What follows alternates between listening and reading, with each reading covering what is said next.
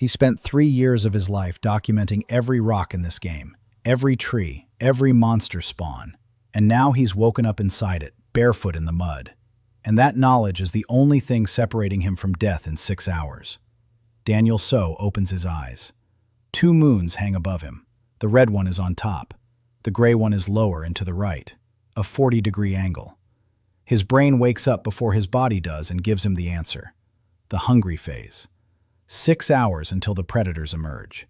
He's standing on a soggy road wearing a starting hoodie and sweatpants. In his hand is a rusty pocket knife. Beginner's loot. He turns his head to the left. 20 meters away stands a crooked hut made of branches. A woman's wailing bursts from it. A man's voice breaks into a scream. Someone is yelling at the woman to shut up because then they'll come. And the man is right.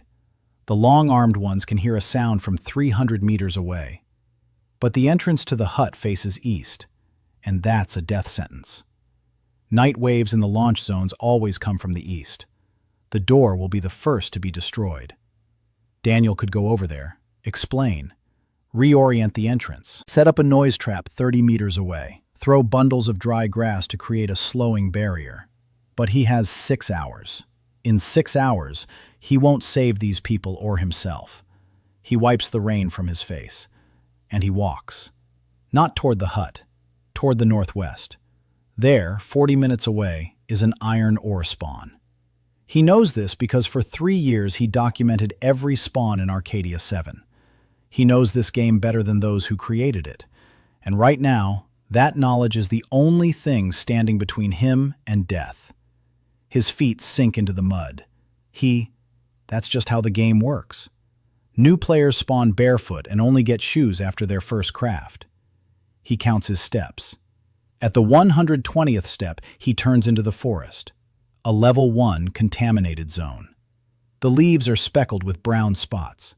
The grass cuts into his feet. And then, flitting between the trees, he spots what he's been looking for. White stones by the stream. The very ones every player walks past without a second glance. Hidden within them is a recipe found in no guidebook. Limestone gravel, the foundation of concrete. He flips over a stone. The fracture reveals a grainy texture. He nods to himself. He gathers 8 pieces and hides them at the base of a pine tree. Point number 1. He memorizes the landmarks: a forked tree trunk, a boulder covered in moss, and a bend in the stream. Further on, he heads upstream. 200 meters ahead, he finds a hollow covered in ferns. The water here is clearer. The soil acts as a filter. Clay and sandstone let the water pass through them. You still can't drink it raw, but boiling it for 2 minutes kills pathogens. And a charcoal filter will make it truly clean, not that brown sludge the survivors are boiling all over the zone. Point number 2. Time is running out. 40 minutes have passed. It's 5:20 until we reach the hungry ones. The forest is thinning out. A rocky hill lies ahead. Dark veins run through the rock. Iron ore, a poor vein. The starting zone isn't generous. But in 2 hours, using a knife, he'll pry out a handful. 4 nails, or 2 arrowheads, or a hinge for a stove door. He chooses the nails. Nails are more versatile. He crouches down and picks at the rock with the tip of his knife. The knife is dull. His fingers are freezing. The rain won't let up. But he doesn't rush or lose his cool. He just works. Just like he worked for 8 years at his desk. Line by line, ticket by ticket. Only now, every ticket is a matter of life or death. 2 hours later, there are 11 chunks of ore in the pockets of his hoodie. More than he expected. The blade is bent but still holds. He heads down to the stream, gathering dry branches along the way. Bark, tufts of grass. He stops at the hollow and begins to dig. Not a hut, a pit, 3 by 3, waist deep. He digs with his hands and a knife. The soil is soft after the rain.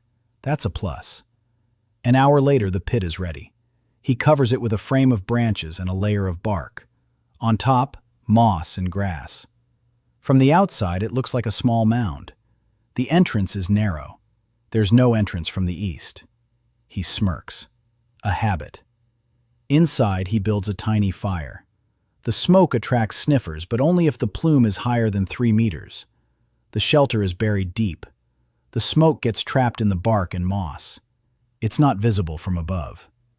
He places half a tin can of water over the fire. He waits. 2 minutes. He removes it. Now for the coals. He burns 3 branches to ashes. He gathers the coals. He crushes them with a stone. Coarse powder. The first stage of filtration. The second stage is sand, light-colored quartz sand from the shore. In Arcadia 7, filtration depends on particle size. Charcoal traps organic matter. Sand traps suspended particles. Together, they produce water that can be drunk without boiling. But containers are needed. Ceramics. For the ceramics, a kiln. For the kiln, clay and stones. He pulls out some bark and a charred branch. He sketches a diagram. A kiln for firing. Dimensions, stones, vent holes, time, temperature. He knows the numbers by heart. A day and a half to build it. Half a day for the first firing. In 2 days, the first pottery. In 2.5 days, a full-fledged 2-stage filter. That's the plan. He tucks the bark into his armpit. It's getting dark outside. The moons are rising higher. The red moon is flaring up. The phase of the hungry. He extinguishes the fire. He covers the embers with earth. He covers the entrance with a second layer of bark and lies down on the ground. It's cold, damp. The earth smells of iron and rot. He pulls his hood tight and freezes. He listens. Far off, the first howl reverberates. Low. It makes his teeth chatter. Long-armed. A kilometer to the east, heading toward the launch zone, toward the hut with the east-facing entrance. Daniel closes his eyes. He won't do anything for these people now. That's a fact. Not an excuse. A fact. The howl creeps closer. A tree cracks. Screams reach his ears. And silence. He doesn't move. He breathes steadily. His heart is pounding, but his hands are still. He counts the seconds. At 320, he realizes it. The first night is over. Longarm is gone. 4 hours until dawn. And he allows himself a single thought. Tomorrow he'll build a stove. The day after tomorrow, pottery. In a week, concrete. In 2 weeks, the walls. In a month, people will be able to sleep behind these walls. Not just him, people. Then he falls asleep. Morning arrives gray and wet. He wakes up from the cold. His whole body aches. 8 years at a desk didn't prepare him for spending the night in a pit on the bare ground. Cuts on his fingers, bruises on his knees. His back is on fire. But he's alive. That's the only metric that matters right now. He climbs out of the pit. Fog hangs over the stream. The forest is quiet. Predators leave at dawn. It's hardwired into their algorithm. Sun equals safety, for now at least. Daytime mutants will appear in the later stages, but they're still a long way off. First things first, water. He boils it in a can. He drinks it, warm and clean. Second, clay. Gray-blue at the bend in the stream. Dense and rich. Perfect. He gathers as much as he can carry in the hem of his hoodie. Third, stones. Flat river stones. 20 of them, all the same size. Fourth, a spot. A level mound 5 meters from the pit. Rain won't seep in here. He builds. A foundation of stones. A circle 60 centimeters in diameter. The first row. The second. He packs clay between the stones like mortar. 2 holes at the bottom for airflow. 1 near the ground. The second higher up. The difference in height draws in air and raises the temperature. The stones are heavy. The clay dries and cracks. He wets it and tamps it down again. By noon, the oven is half finished. He eats berries, blue ones with 3 stripes, red ones with an even number of seeds. Never touch the green ones.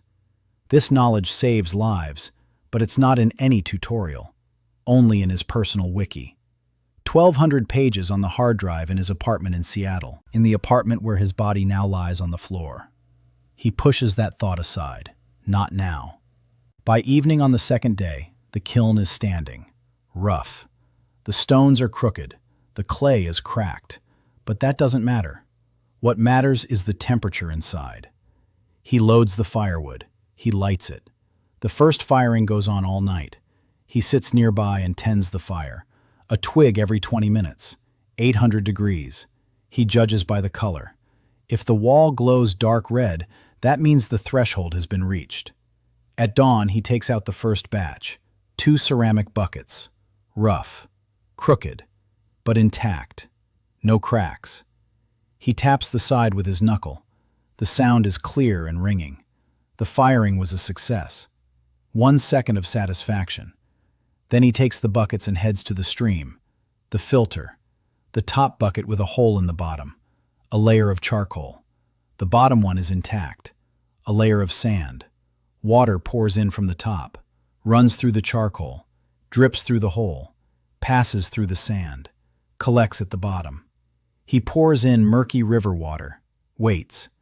20 minutes later, clear water flows out from the bottom. Odorless, tasteless. He tastes it. Clean, soft. Like from a home water filter. No, better. There's no chlorine here. He sits down nearby and stares at the water in the bucket. His third day in Arcadia 7. He has shelter, a stove, pottery, clean water, 11 pieces of ore, a map in his head, and a plan for the month laid out day by day. He's alive, and he's only just begun.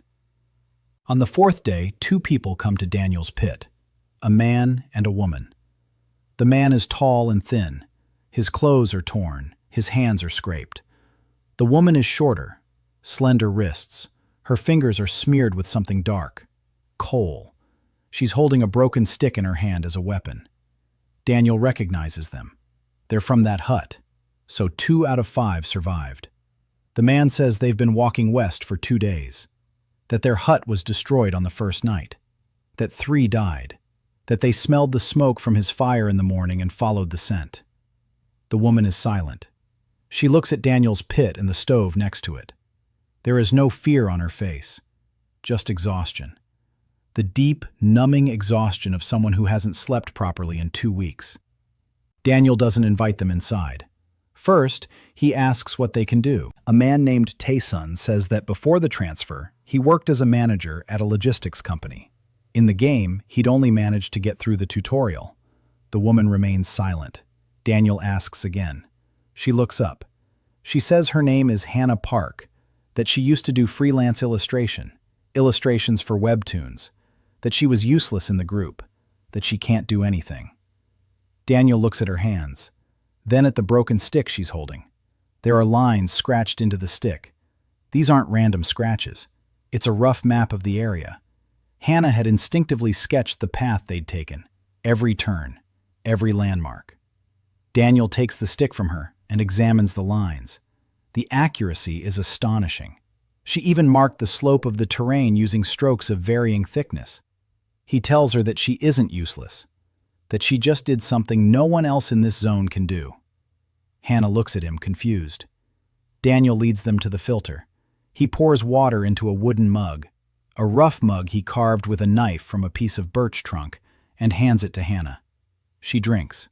She pauses. She drinks some more. Her eyes widen. She doesn't say a word, but Daniel sees her shoulders drop and the tension leave her neck. For 2 weeks she'd been drinking murky water with a taste of iron and rot. And suddenly clear water, warm, tasteless, just like home. Taeseong takes the mug next and downs it in one gulp. Then he sits down on the ground and covers his face with his hands. Daniel doesn't rush them. He knows what's happening. This isn't just water. It's the first sign that someone in this world knows what they're doing. The first sign of order amid the chaos. People react to this more strongly than to weapons or walls. Daniel explains the rules. If they want to stay, they have to work. He assigns tasks. Taeseong will haul rocks to expand the furnace. Hana will draw. He gives her a large piece of bark and a charred stick. Her assignment? To sketch the area within a 500-meter radius of the camp. Every tree, every rock, every outcrop. Mark the stream. Mark the hollow with ferns. Mark the cardinal directions. Hana takes the bark and the stick. Her hands stop trembling. She goes into the forest and returns 4 hours later. The map she brings causes Daniel to pause. He stares at it in silence for several minutes. Hana didn't just mark the trees and rocks. She drew the contours of the underground layers based on the color and texture of the soil on the cliffs. She marked areas with different types of vegetation. She'd marked tracks in the ground that she'd noticed along the way. Predator tracks. 3 parallel furrows. Long arm. Daniel looks up at Hana. He says this map is worth more than 10 swords. Hana doesn't smile, but she stops staring at the ground. Day 5. Daniel begins to expand the base. First task, a second kiln, larger and more efficient. He builds it with double walls and an air gap between them. This will increase thermal insulation and allow temperatures to reach 1,000 degrees. At that temperature, not only ceramics but also limestone chips can be fired. And fired limestone is the basis for concrete. Taeseong hauls stones. He works silently and methodically. As a former logistics specialist, he's used to routine. Daniel notes this. A good sign. Panic mongers are useless. People who stick to routine survive. Day 6. Daniel sets out to find limestone. He takes with him a backpack he sewed from 2 layers of bark and a rope made of woven stalks. Hana walks with him. He doesn't ask her to. She just gets up and walks beside him. Along the way, he explains what he's looking for.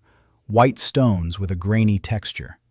They lie near the water because limestone is washed out of the upper layers of soil. Hana listens. Then she starts spotting the stones faster than he does. Her artist's eye sees the difference in texture that an ordinary person would miss. In 3 hours, they collect 22 kilograms of limestone grit. Daniel is pleased. That will be enough for the first batch of concrete. Day 7. Firing the limestone. The process takes 10 hours at a temperature above 900 degrees. Daniel loads the crumbs into a new kiln and starts the fire. Taeseong tends the flames. Hana draws a second map. This time, the area is within a kilometer of the camp. Daniel has tasked her with marking all the predators' trails. She finds 4 fixed routes. The long-armed ones follow the same paths every night. This is no coincidence. It's hard-coded into their navigation algorithm. The predators use a topographic map to plot their route and choose the path of least resistance. Knowing their trails makes it possible to predict where an attack will come from with an accuracy of 10 meters. Daniel marks the trails on the map with red clay. Now he has a threat map. Day 8. The limestone is burnt, white powder, quicklime. Daniel slakes it with water. The reaction is exothermic. The powder sizzles and heats up. Steam rises. Taeseong takes a step back. Daniel warns him not to touch it with his hands. It will cause a serious burn. The slaked lime is ready. Now for the recipe. 3 parts of calcined lime powder, 2 parts river sand, 1 part water. Daniel mixes the ingredients in a ceramic bucket. He stirs with a stick. The consistency should be like thick porridge, not runnier, not thicker. He checks it. He takes a handful of the mixture and squeezes it in his fist. He opens his palm. The mixture holds its shape and doesn't spread. The concrete is ready. Daniel looks at the gray mass in the bucket and freezes for a second. A thought flashes through his mind. Every player in the starting zone walks on limestone every day. Everyone sees the white stones by the water, but not a single one knows that concrete can be made from them, because this recipe is hidden. It's not in the game menu. Only data miners have found it. And Daniel is the only one out of 200,000 who were transported here who remembered the formula. He pours the first foundation, 3 by 3 meters, wooden formwork made of branches, concrete inside. He levels the surface with a flat stone. The concrete will take 18 hours to set. Daniel puts Taeseong on guard duty. No one must step on the foundation until it hardens. Taeseong nods and sits down next to the wet gray square. Daniel goes to sleep. For the first time in a week, he sleeps for more than 4 hours. His body craves rest. His arm muscles twitch convulsively in his sleep. His lower back aches so much that he can't lie on his back. But he sleeps, because the plan is working. Day 9. The concrete has set. Daniel tests it with a knife. The surface is hard. It doesn't crumble. He steps onto the foundation and jumps. No cracks. The concrete holds. Now for the walls. The walls will require more concrete, more lime, more sand. Daniel sits down by the furnace and does the math. To build a 2-meter-high wall around the perimeter of the base, he'll need about 400 kilograms of concrete. That's 20 batches. Each batch requires a new portion of lime. Each firing takes 10 hours. 20 firings take 200 hours. If he fires the kiln twice a day, that's 50 days. That's too long. He needs a third kiln. And a fourth. He needs people. Daniel looks at Taeseong. Taeseong is already building the third kiln based on the blueprint Daniel drew for him that morning. He looks at Hana. Hana is drawing a layout of the future walls based on the measurements he gave her. 2 people. That's not enough, but it's a start. Day 10. A third person joins them.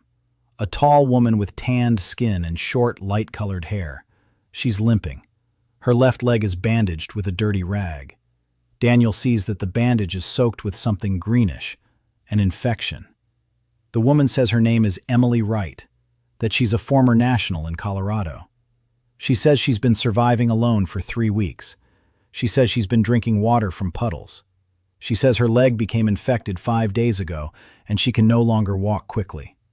She doesn't ask for help. She says all this in an even tone, looking Daniel straight in the eye, like a report. He recognizes that tone.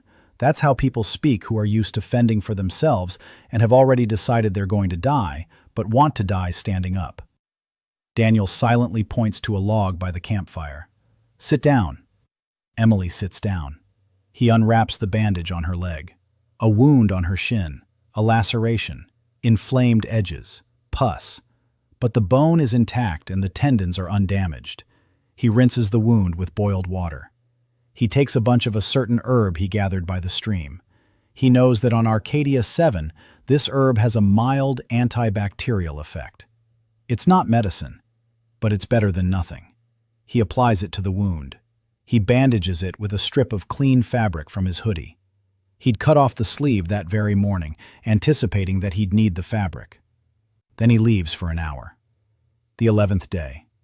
Daniel divides the work into 2 streams. The first stream is concrete. The third and fourth kilns are ready. Now he can burn limestone simultaneously in 2 kilns. Taeseong is in charge of loading the kilns and maintaining the fire. The second task is scouting.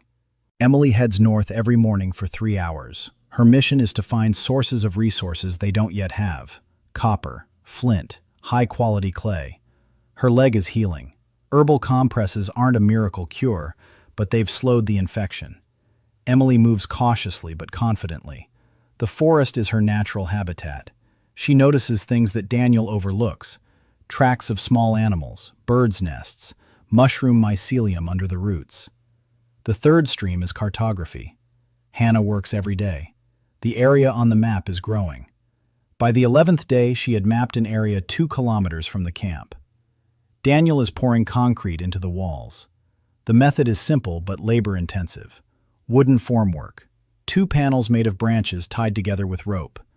There's a 20-centimeter gap between the panels. Concrete is poured into the gap. 18 hours later, the formwork is removed. The wall stands. 20 centimeters of concrete will stop Longarm. His claws pierce wood and clay, but not stone or concrete. This is a fact from the documentation. Longarm's claws have a strength rating of 4. The concrete in Arcadia 7 has a strength rating of 6. The math is simple. The wall will stand. The first section of the wall is ready on the 12th day. 2 meters high, 1.5 meters long, gray, rough, ugly, but it stands. Emily pounds on it with her fist and whistles. Taeseong runs his hand over the surface and says nothing. Hana draws the wall on her map. A small gray rectangle, the first of many. Daniel looks at the wall and counts in his head. The perimeter he wants to enclose is a 10 by 10 meter square, 40 meters of wall. At 1.5 meters per section, that's 27 sections. Each section requires about 30 kilograms of concrete and 1.5 days of work. 27 sections means 41 days. if they work without breaks. But there will be breaks. Rain will slow the drying process. Their hands will get tired. They'll run out of materials and have to go get more. A realistic timeline is 3 months. The 13th day brings a problem. Emily returns from reconnaissance earlier than usual. Her face is serious. She found a camp. 8 people. 4 kilometers to the east. They're in bad shape. 3 are sick. 2 are wounded. There's no food. There's almost no water. They've built a shelter out of branches, but it offers no protection. The next night's storm will sweep them away. Emily says one of them recognized her, a former player. He asked if they had any food. She didn't answer and left. Now she stands before Daniel, waiting for a decision. Daniel thinks. 8 people means 8 mouths to feed. 8 bodies to give water to and treat. 8 people who don't know how to live here and who will need to be taught. His resources are meant for 4. The water filter produces 10 liters a day. That's enough for 4, not for 12. There isn't enough concrete. Food is barely enough.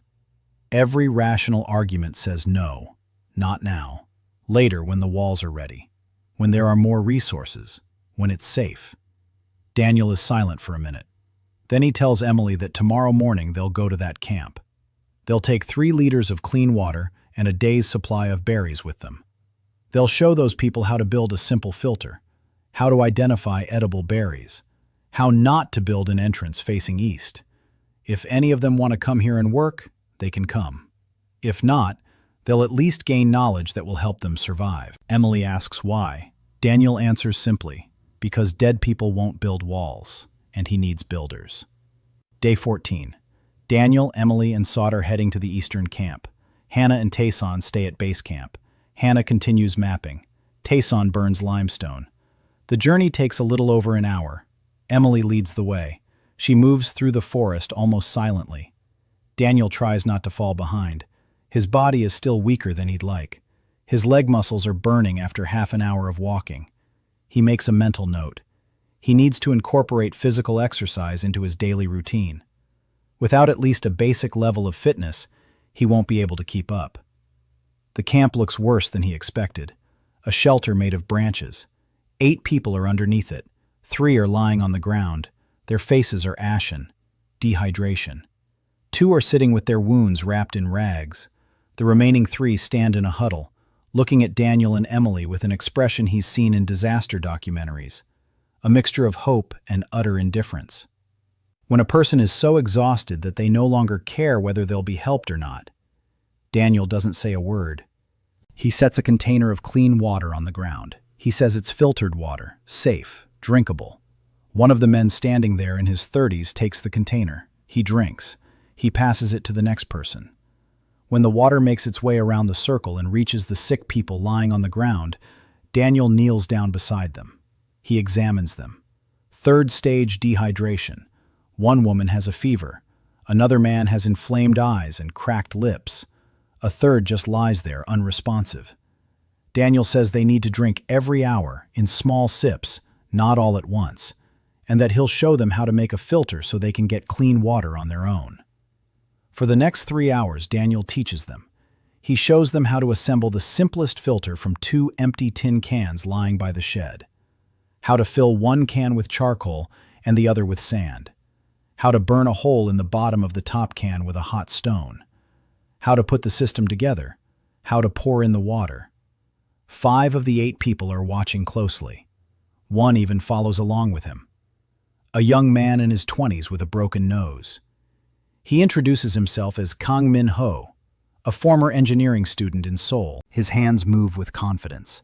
He understands the principle from the very first demonstration. Daniel takes note of this. Then he shows them the berries. Blue ones with 3 stripes. Safe. Red ones with an even number of seeds. Safe. Green ones. Never. Emily adds on her own. The roots of a certain plant with a reddish stem can be boiled. It makes a broth. Not tasty, but nutritious.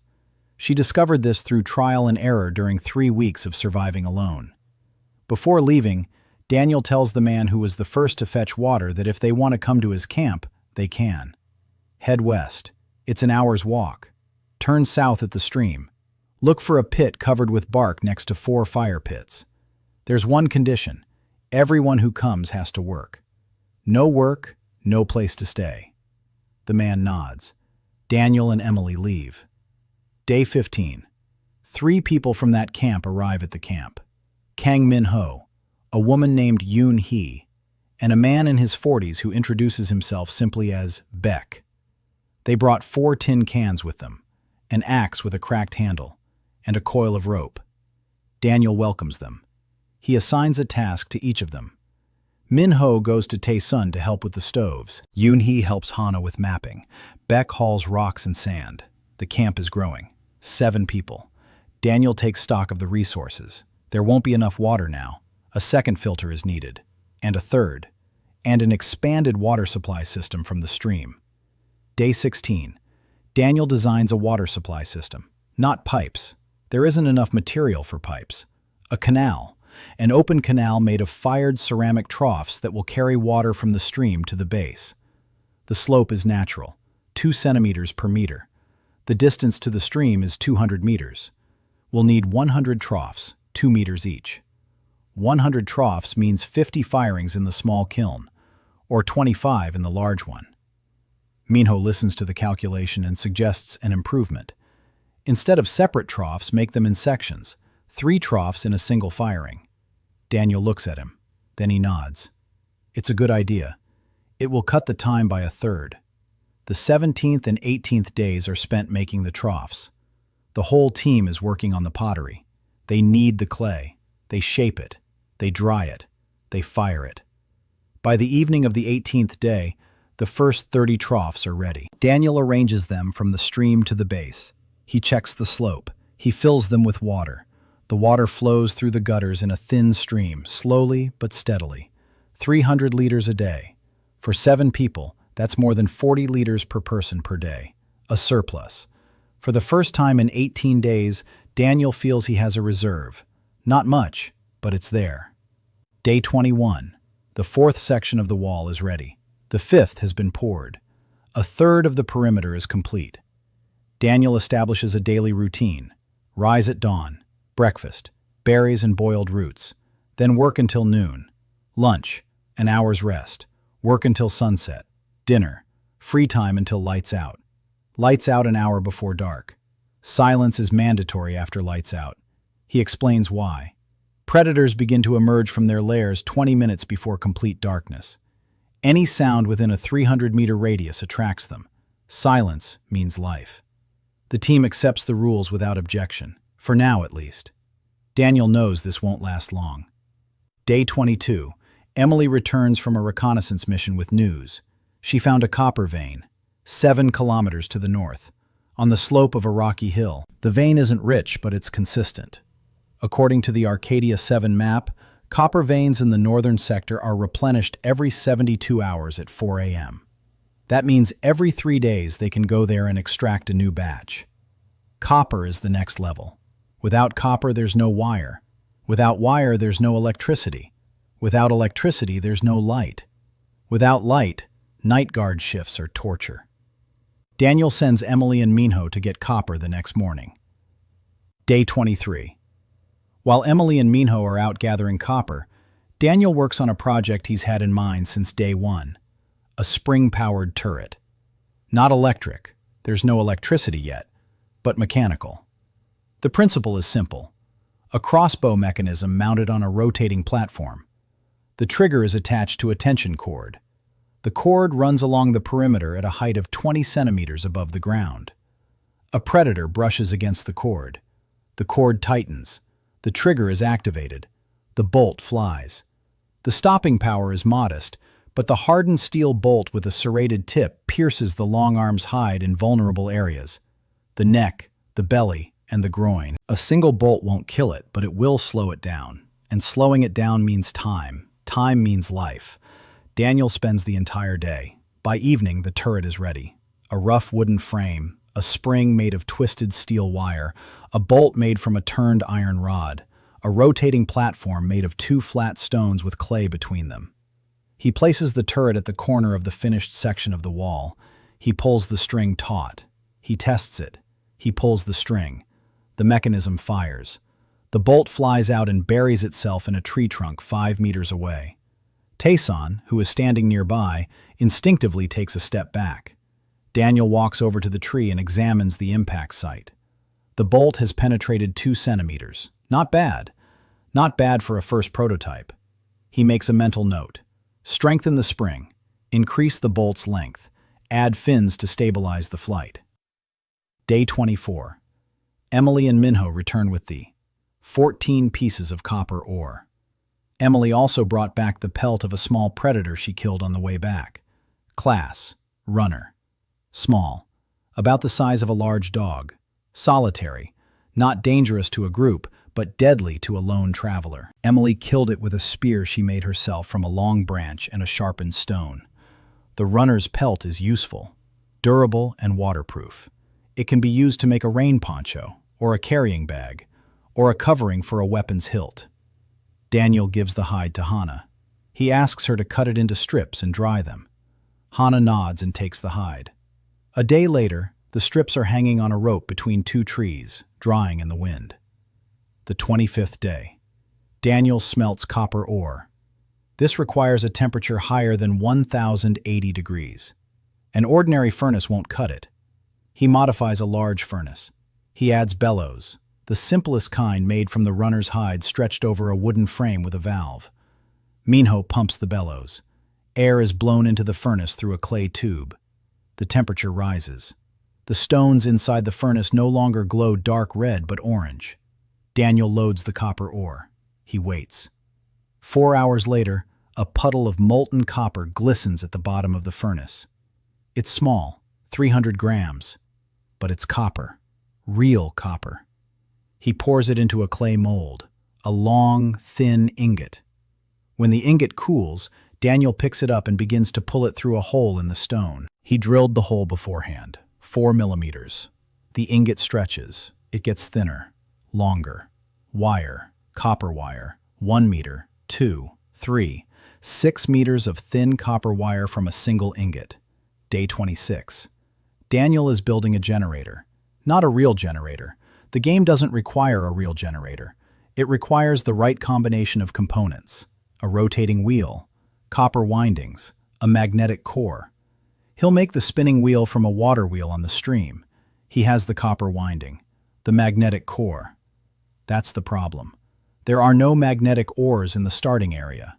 But Daniel knows a bug, or rather, an undocumented mechanic. If you take a piece of iron and strike it in a certain way while holding it in a north-south direction, it becomes magnetized. Weakly, but enough for a primitive generator. This works because Arcadia's physics engine, -7, simulates magnetism at a basic level, and the developers forgot to restrict the ability to magnetize objects manually. Bug number 1214 in his personal database. Status: not fixed. He takes an iron rod. He aligns it with the compass. There's no compass, but he doesn't need one. He knows that moss grows on the north side of trees in Arcadia 7. This isn't real botany. It's programmed mechanics. Moss always points north. Daniel determines the direction. He sets down the rod. He picks up a stone. He begins to strike the rod rhythmically. 100 strikes. 200. 300. He checks. He holds it up to the iron shavings on the ground. The shavings don't budge. Another 300 strikes. He checks. The shavings move slightly. Another 500. The shavings are drawn toward it. A magnet. A weak one, but a magnet. The 27th and 28th days. Building a water wheel. Daniel chooses a spot on the stream where the current is fastest. A small rapids with a half-meter drop. He drives wooden supports into the riverbed. He sets up an axle made from a thick branch. He attaches blades made of fired ceramic to the axle. 8 blades. Each one is flat and slightly curved to catch the current. The wheel begins to turn. Slowly, but steadily. About 20 revolutions per minute. The generator needs more. Daniel adds a gear mechanism. 2 pulleys of different diameters. The large one on the wheel's axle. The small one on the generator's axle. A ratio of 1:5. Now the small pulley makes 100 revolutions per minute. That's enough. Day 29. Assembling the generator. An iron rod acting as a magnet inside a coil of copper wire. 40 turns. The rod rotates from the small pulley via a belt drive made of leather strips. Daniel starts the system. The wheel spins. The pulleys transmit the rotation. The rod spins inside the coil. Daniel connects a small homemade light bulb to the ends of the wire. A thin iron filament inside a fired ceramic bulb. The filament glows red hot. The bulb begins to glow. Dimly. Orange. Like a dying candle. But it's light. Electric light. The first on Arcadia 7 since the relocation. Daniel stands in front of his generator and stares at the flickering flame. Minho stands nearby, his mouth agape. Taeseong has stopped hauling rocks and has come closer. Emily looks out behind the wall with an expression Daniel can't read. Hana is sitting on the ground with a piece of bark in her hands. She's forgotten about drawing. She's just staring at the light. Daniel doesn't say a word. He takes out a charcoal stick and writes on the board at the camp entrance. Ticket number 83. Increase the generator's power. Current power output is approximately 2 watts. Required power output is 20 watts. Solution. Increase the number of windings to 200. Add a second magnet. Install a capacitor to stabilize the current. Priority, high. Responsible, Minho under Daniel's supervision. Deadline, Tuesday. 30th day, 1 month. Daniel is sitting on the roof of the only completed building. A concrete box measuring 3 by 3 meters with a roof made of wooden beams and ceramic tiles. 6 people are sleeping inside. He is alone on the roof. From here, he can see the entire camp. 4 stoves. 3 are smoking. The water pipes made of gutters glisten in the moonlight. 6 sections of the wall stand in an uneven semicircle. A turret at the corner. A generator by the stream hums quietly. A single small lamp burns at the entrance. Dim. Orange. But it's on. Beyond the walls lies darkness. The howl of the predators. The long-armed ones are moving along their trails 300 meters away. No closer. They don't know that people live here. They don't smell anything because Daniel built a waste pit on the far side of their routes. They don't hear anything because the camp falls silent an hour before dark. They don't see the light because a single 2-watt bulb is too dim to trigger their visual sensors, which are activated by 50 lumens or more. Daniel looks at the red moon. It has risen higher this month. The phases are shifting. In 2 weeks, the rage phase will begin. The predators will become more aggressive, faster. There will be more of them. The longarms will come out in packs of 3 to 5 instead of their usual solitary hunts. The sniffers will appear. They react to the scent of blood and sweat within a kilometer. And the screamers will appear. Their howl paralyzes you for 2 seconds if you're within 50 meters, 2 seconds during which you can't move. That is enough time for a longarm to get you. By the rage phase, we need to secure the perimeter, completely. All 27 sections of the wall, plus the gate, plus the second turret, plus noise traps outside the perimeter. Daniel is counting. 6 sections are ready. 21 remain. 14 days until the rage phase. 1.5 sections a day. It's possible if the concrete is ready in advance. He climbs down from the roof. He wakes up Taeseong and Minho. He tells them that starting tomorrow, they'll switch to double shifts at the kilns. He explains why. Taeseong nods silently. Minho asks what will happen if they don't make it in time. Daniel answers. Then those outside the walls will die. Minho asks no more questions. For the next 10 days, the camp works itself to the bone. 4 kilns burn around the clock. Limestone is fired day and night. Concrete is mixed 3 times a day. The walls rise. The 7th section, the 8th, the 9th, the 12th, 15th. Every evening, Daniel climbs onto the roof and counts. Emily hauls stones and sand from dawn to dusk. Her leg is healed completely. She's doing the work of 2 people. Hana has stopped drawing maps and is now kneading clay. Her slender hands are covered with scrapes and calluses. Beck silently hauls water for the mix. Yoon-hee is building the formwork. Minho tends the fire in the furnaces while winding copper wire for the second generator. Taeseong is mixing concrete, batch after batch, 20 batches, 25, 30. The rage phase begins on the 40th day. Daniel knows this by the position of the moons. The red moon has risen to its zenith. The gray moon has sunk toward the horizon. The angle between them is 120 degrees. This is the starting point. Starting tonight and for 7 more nights in a row, the predators will come out earlier. They'll move faster. They'll attack more aggressively, in packs. Daniel gathers his team 2 hours before sunset. He explains what will happen. The Longarms will go out in groups of 3 to 5. The Sniffers will circle at a distance, trying to pick up a scent. The Screamers will appear closer to midnight. If anyone hears a Screamer's howl and feels their body freeze, don't panic. The paralysis lasts 2 seconds. It will wear off in 2 seconds. The main thing is not to be standing in the open when it happens. Formation. Emily is on the south wall with a spear. Her task is to keep watch. If something moves in her sector, she throws a stone into an iron can. 1 strike means a single predator. 2 strikes mean a group. 3 strikes mean a screamer.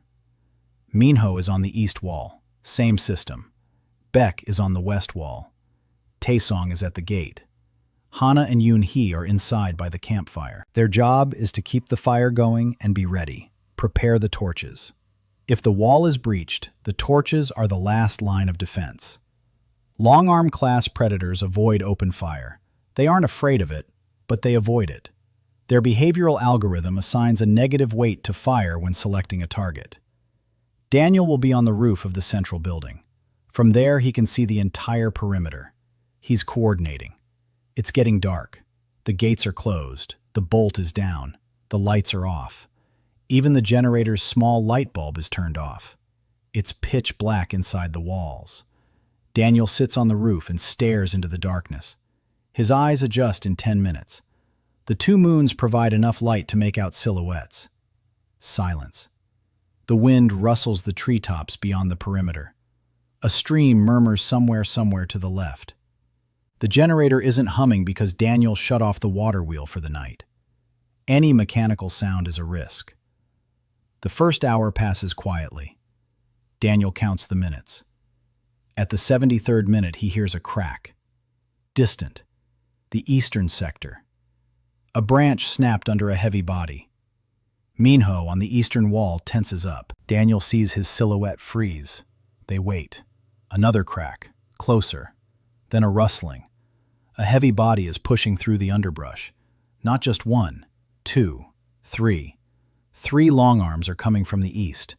Daniel hears their breathing. Raspy. Intermittent. Like a broken fan. They're moving toward the wall. 50 meters. 30. 20. 10. The first noise trap goes off. The clang of a can filled with stones cuts through the silence. Everyone on the walls flinches. Everyone except Daniel. He'd been waiting for that sound. The long-armed ones pause for a second. The sound doesn't scare them. It draws them in. They turn toward the source of the sound. One of them brushes against the second string. The turret in the eastern corner fires. A bolt whizzes out of the mechanism. A dull thud. A howl. A short one. The wounded long-arm takes a step back. The bolt hit his shoulder. Not fatal. But the other 2 freeze. They didn't expect an attack from a stationary object. Their algorithm processes the new information. Daniel knows they need about 5 seconds to reassess the threat. 5 seconds during which they stand motionless. Then they'll decide, either to continue the attack or to move on to an easier target. 5 seconds pass. The long-armed ones decide. One of them raises a long arm and strikes the wall. The blow is dull and heavy. The wall shudders, but it doesn't crack. Class 6 concrete. Class 4 claws. Simple math. The long-armed one strikes again, and again. 3 blows to the same spot. The wall stands. The creature growls, a low, guttural sound. Then it turns and walks away. The other 2 follow it. 2 minutes later, the forest is quiet again. Minho exhales against the wall. Daniel hears him breathing heavily. The first attack has been repelled. 0 casualties, 0 damage to the wall. Ammo expenditure, 1 bolt. Daniel makes a mental note. Reload the turret in the morning. The second hour. Silence. Daniel doesn't let his guard down. The rage phase is unpredictable. There could be 5 minutes or 2 hours between waves. The pattern is random, or rather, pseudo-random. Arcadia 7's random number generator uses the time of day as a seed. Daniel can't predict the exact time of the next wave, but he knows there will be 3 to 7 waves overnight. The first one is past, at least 2 more to go. The third hour. The second wave is coming from the south. Emily throws a rock into the can. 2 clangs, a group. Daniel turns toward the southern sector. He sees 4 silhouettes among the trees, 4 long-armed ones. They're moving faster than the first trio. The rage phase increases their speed by 30%. Daniel recalls this figure from the version 3.2 patch notes. The 4 approach the wall. The first strikes. The second strikes. They attack at different points. They distribute the damage. This is no coincidence. This is a pack tactic, a group behavior algorithm. Daniel had seen this pattern in the documentation. The pack attacks the weakest point. If there isn't one, it spreads out its attacks to find it. The wall holds. Blow after blow. The concrete doesn't crack. But the fourth long arm isn't hitting the wall. He's trying to climb it. His long arms cling to the top edge. His claws scrape against the concrete. Daniel clenches his fists. He knows that the long-armed ones don't attack objects higher than 4 meters. But the wall is 2 meters high. That's below its jumping height. He miscalculated. The wall was supposed to be higher, but there wasn't enough concrete. The long arm pulls itself up. Its head appears above the top of the wall. Emily acts instantly. The spear strikes downward. The tip pierces the creature's eye. The long arm lets go of the wall and falls. A screech, deafening. The other 3 retreat. Long arm's wounding and death are a signal to the pack. Casualties are unacceptable. The algorithm orders a retreat. A minute later, they're gone. Emily stands on the wall with her bloodied spear. Her hands don't tremble. Daniel looks down at her from above. She looks up and nods briefly. He nods back. The second wave has been repelled. 0 casualties, 0 injuries. Ammo used. 1 bolt from the previous wave and 1 spear strike. 1 creature killed. Daniel takes note. The predator's first kill in their camp. The body will need to be disposed of in the morning. Long arm's hide is a valuable resource. It's tougher than a runner's hide. It can be made into a breastplate. The fourth hour. The screamer. Daniel hears it before he sees it. A low, pulsating sound on the verge of audibility, as if someone were running a bow across a string the size of a house. The sound is coming from the west. Beck, on the western wall, freezes. Daniel whistles softly. He gets Beck's attention. He gestures. Cover your ears. Step away from the edge. Sit down. Beck obeys. Daniel climbs down from the roof and runs toward the west wall. He knows that the screamer uses its howl as a weapon. The sound wave paralyzes everyone within a 50-meter radius for 2 seconds. But sound travels in a straight line. If you stand behind the wall and below its top edge, the sound wave will pass overhead. The physics engine models sound as a directed beam rather than a spherical wave, another bug, or a simplification. In this case, a lifesaver. The screamer is approaching. Daniel presses himself against the wall from the inside. He crouches down. His head is below the top of the wall. Everyone on the walls is already taking cover. He managed to warn everyone with gestures. The screamer stops 10 meters from the wall. Daniel hears its breathing, heavy, wet. Then a howl. The sound hits him like a physical blow. The wave passes over the wall. Daniel feels the vibration in his bones, but there's no paralysis. The wall shields him. The screamer howls again, and again. 3 times. The howling protocol. 3 attempts. If the prey isn't paralyzed, the screamer retreats. That's what's programmed into its algorithm, because howling drains its energy. After 3 howls, it's weakened and vulnerable. Daniel waits. The third howl fades. Silence. A rustle. The creature is leaving. Daniel slowly stands up. His legs are shaking, not from paralysis, from adrenaline. He wipes the sweat from his forehead and returns to the roof. 5 o'clock and 6 o'clock. 2 more small waves, single long-armed ones. They bump into the wall and leave. Not a single one tries to climb over. The first night of the rage phase ends. Dawn comes slowly, a gray sky. The red moon sinks below the horizon. The camp is intact. All 7 people are alive. The walls are intact. The turrets are in place. The generator by the stream waits quietly to be reconnected. Daniel climbs down from the roof. His body has gone stiff from sitting motionless on the concrete for 6 hours. His knees ache. He can't turn his neck. He enters the central building. Hana and Yoon-hee are sitting by the extinguished campfire. Hana hasn't slept. Her eyes are red. She's holding a charred stick and a piece of bark in her hands. Daniel looks at the bark. Hana has been drawing all night. On the bark is a detailed diagram of the attacks, the time of each wave, the direction, the number of creatures, their behavior. She recorded everything, by sound. Daniel takes the bark and studies it for a few minutes.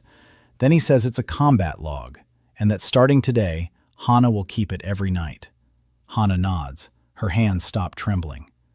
In the morning, Daniel leads the team outside the walls. Longarms' body lies by the southern wall. It's massive, 2.5 meters long. Its arms are disproportionately long, almost touching the ground even while lying down. Its gray hide is covered with bony plates on its back and shoulders. Its belly is soft. Emily's spear through the eye socket. A clean strike. Daniel examines the body. He takes the claws, 4 of them, hard as stone.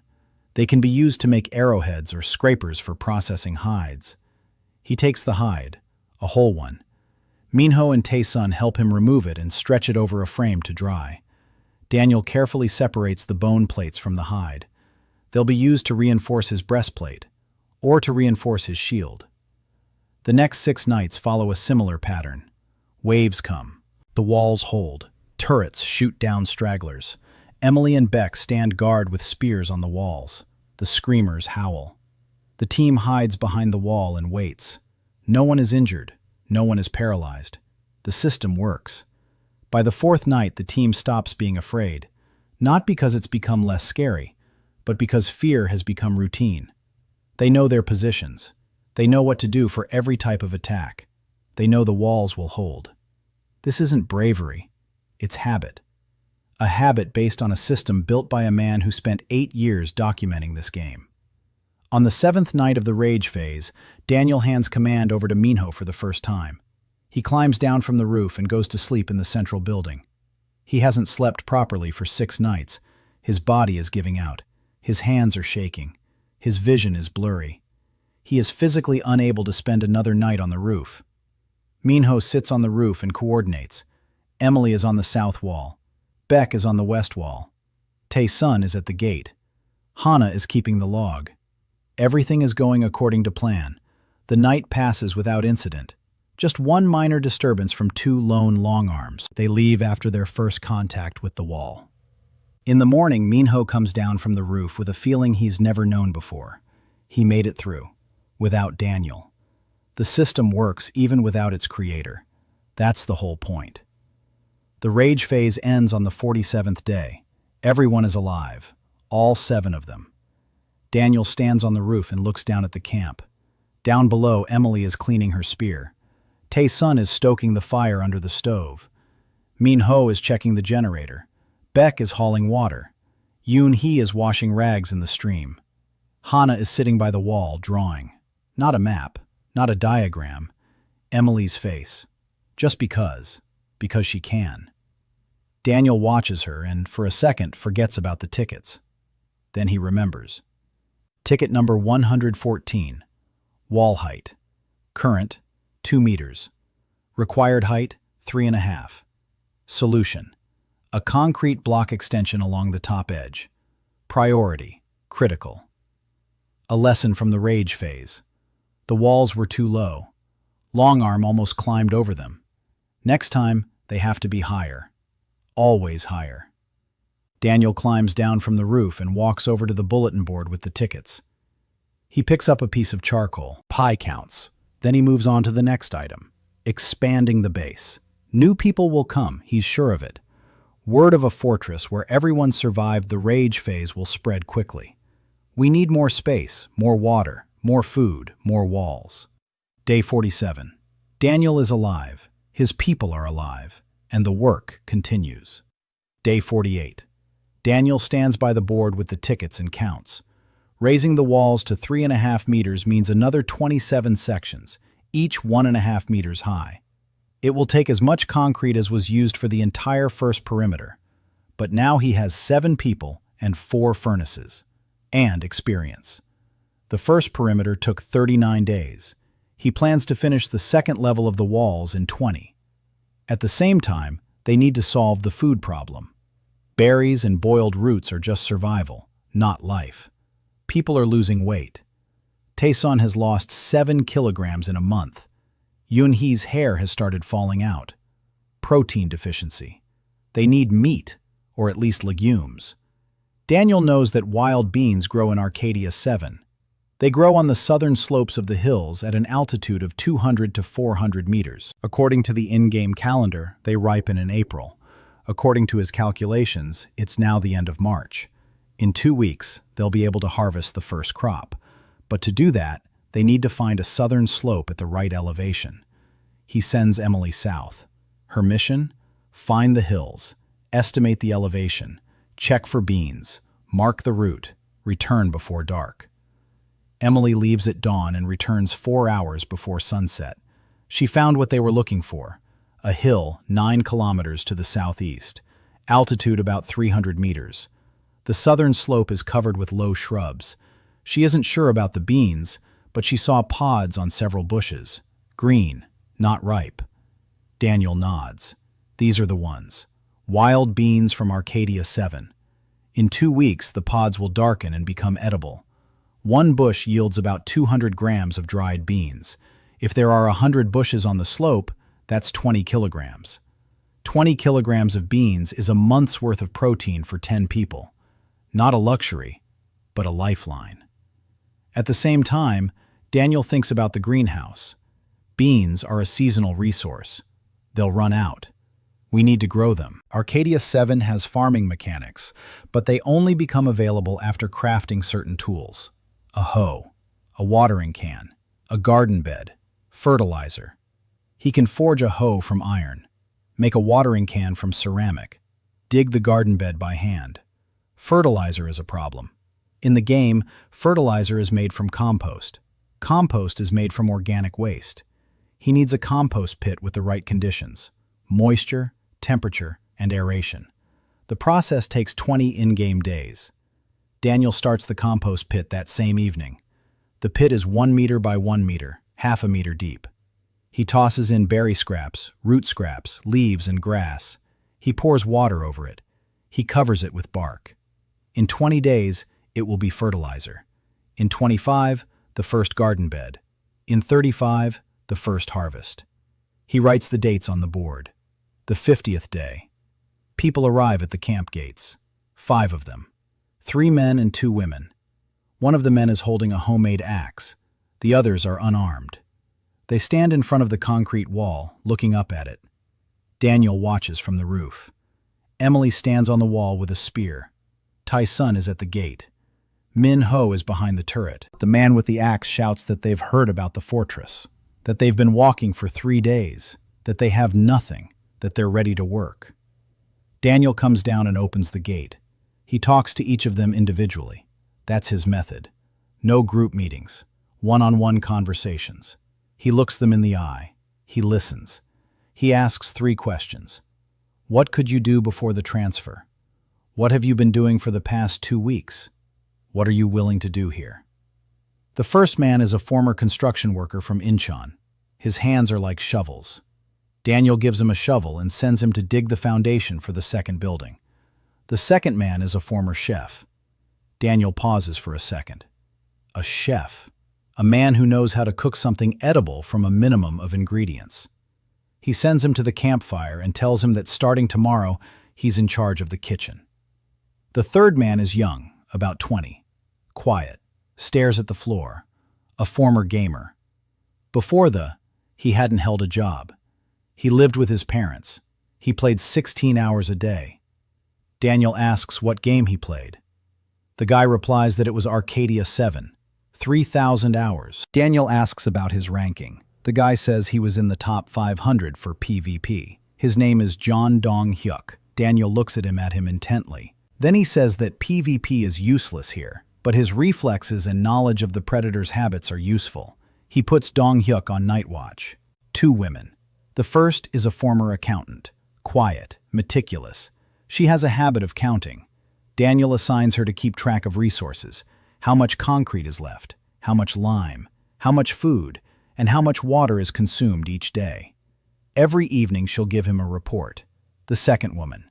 Daniel doesn't recognize her right away. Then he does. So-Yeon Cho, a former streamer from Arcadia 7. 300,000 subscribers. He'd seen her content. Average quality. Lots of chatter. Little depth. She stands before him and avoids his gaze. Her hands are shaking. Her lips are chapped. There's a long scratch on her neck. She says she came alone, that her partner died 4 days ago, that she doesn't know how to do anything, that she's useless, that he'll die too, that everyone will die. Daniel listens in silence. Then he leaves. He returns 20 minutes later. In his hands is a strange contraption. 2 wooden cups connected by a thin copper wire. Inside each cup is a small membrane made from the dried skin of a runner. He holds out 1 cup to So-Yeon. He says it's a vibration detector, a primitive seismograph. The copper wire transmits the Earth's vibrations to the membrane, which amplifies the signal. If you press the cup to your ear, you can hear the predator's footsteps from a kilometer away. The long-armed ones are heavy. Their footsteps create a distinctive vibration, 3 beats per second. Runners are lighter, 5 beats per second. Screamers are the heaviest, 2 beats per second. So-Yeon picks up the cup. She presses it to her ear. Silence. Then a distant, rhythmic thud, 3 beats per second. A long-armed one, far away, but she can hear it. Her eyes widen. Daniel says that starting tomorrow, she'll be on duty on the roof with this detector. Her job is to listen, to warn. She'll hear them before anyone else sees them. So-Yeon looks at the detector in her hands, then at Daniel. She doesn't say thank you, but she stops saying that everyone will die. 12 people. Daniel is taking stock of their supplies with an accountant named Kim Yoo-jin. There's enough water. The water supply provides 300 liters a day. Food is just enough. A cook named Park Chang-soo prepares meals from whatever is available. Berry porridge in the morning. Bean soup for lunch when the beans are ripe. Root vegetable broth in the evening. Few calories. People are losing weight. But they aren't starving. Not yet, anyway. More concrete is needed. Daniel starts up the 5th kiln, then the 6th. Minho designs both using an improved blueprint, double walls and reinforced draft. Temperatures reach up to 1,200 degrees. In a kiln like this, you can not only fire limestone, but also melt copper and even soft iron. Day 52. Daniel begins the project he's been waiting for since day 1. An electric fence. Not a real electric fence. In Arcadia 7, electricity works in a simplified way. Current flows through a conductor. If the conductor touches a mob, the mob takes damage proportional to the voltage. The minimum damage is 30 volts. Daniel's generator produces about 5 volts. He needs 6 generators in series, or 1 powerful one. He chooses the second option. He needs a waterfall, not a stream, but a waterfall, with a minimum head of 3 meters. Then the water wheel will spin 5 times faster. The generator's power will increase 25-fold. 5 volts multiplied by 25 equals 125 volts. More than enough. Emily finds a suitable spot. A rocky ledge on the stream 400 meters upstream from the camp. The drop is 3.5 meters. The water falls into a stone basin. Perfect. Daniel and Minho build the new water wheel in 4 days. It's bigger than the first one. The blades are made of wood reinforced with bone plates from Longarm. The axle is made of a thick iron rod they forged in the new furnace. The generator has 200 turns of copper wire and 3 magnetized rods. The wheel spins. Fast. The generator hums. Daniel connects a voltmeter, a simple device consisting of 2 wires and a spring-loaded pointer. The pointer deflects. 110 volts, not 125. Transmission losses. But 110 volts is more than enough. He runs a copper wire from the generator to the base. 400 meters of wire. That's 3 days of work laying it out. Because the wire has to be hoisted up into the trees. It can't go along the ground. Predators would tear it apart. Day 58. The wire is strung. Daniel connects it to the perimeter. The copper wire runs along the top edge of the wall, 6 rows, spaced 5 centimeters apart. Any creature that tries to climb over the wall will touch the wire and get a shock. 110 volts won't kill Longarm, but it'll cause enough pain to make him let go of the wall. Daniel tests the system. He takes a piece of wet hide and presses it against the wire. A crackle, a spark, the hide smokes. It works. He turns the system off during the day to conserve power. At night, he turns it on. From this day forward, the top edge of the wall is live every night. Day 60. 2 months. Daniel sits on the roof and writes on the bark with charcoal. Not a ticket, a list. What's available? A concrete fortress 10 by 10 meters, walls 2 meters high. Construction of the superstructure has begun. 4 of the 27 sections have been raised to 3.5 meters. An electric fence along the top of the wall. 2 mechanical turrets. Water supply. 6 stoves. 2 generators. 1 powerful one at the waterfall. 1 small one on the stream for backup. 12 people. Water filters. A compost pit on the 10th day out of 20. A kitchen. A cook. An accountant. A cartographer. A scout. Predator detector. Night watch. Ticket system on the board by the entrance. Current ticket number, 217. Closed tickets, 191. Open tickets, 26. Critical tickets, 3. Wall extension, food supply, medicine. Day 65. Emily returns from a 3-day reconnaissance mission to the southeast. She traveled 30 kilometers, found 2 abandoned camps. Both are empty. Signs of a hasty retreat. Scattered belongings. Fire pits. No bodies. So the people left. Or they were taken away. Emily says she met a woman on the way back. Just one. Unarmed. She was walking west along the road, slowly, as if she had nowhere to hurry to. Emily called out to her. The woman stopped. She introduced herself as D. Julia Moreno. She said she was a doctor, a trauma surgeon from San Antonio. She said she was just wandering wherever her eyes took her because the last group she'd been living with had broken up a week ago. Emily brought her along. Julia is standing by the gate. She's tall. Her dark hair is pulled back into a bun. Her eyes are calm, deep. Her face is weary but not broken. She's looking at the concrete walls, at the electrical wire running along the top, at the turrets. She doesn't say anything, she just stares. Daniel walks out to meet her. He doesn't ask what she was capable of before the transfer. He knows. Emily has already told him. He asks only one thing, what she needs to work. Julia is silent for about 10 seconds. Then she begins to speak. Scalpels, clamps, needles, suture thread, antiseptic, bandages, painkillers, splints, a lamp, a sterile surface, an autoclave. At the very least. Daniel listens. He nods at each item. Then he says he'll build everything on that list for her. Not today, but he'll build it. Julia looks at him with an expression he doesn't immediately understand. Then he understands. It's distrust, not malicious, weary. The distrust of someone who has been promised things many times only to have those promises broken. Daniel doesn't try to change her mind. He simply turns around and walks over to the ticket board. He picks up a piece of charcoal. He writes, Ticket 231, scalpels, Forged steel. Blade length, 6 centimeters. Wooden handle. Quantity, 3. Assigned to Daniel. Deadline, 5 days. Ticket 232. Clamps. Spring mechanism. Assigned to Minho. Deadline, 7 days. And so on.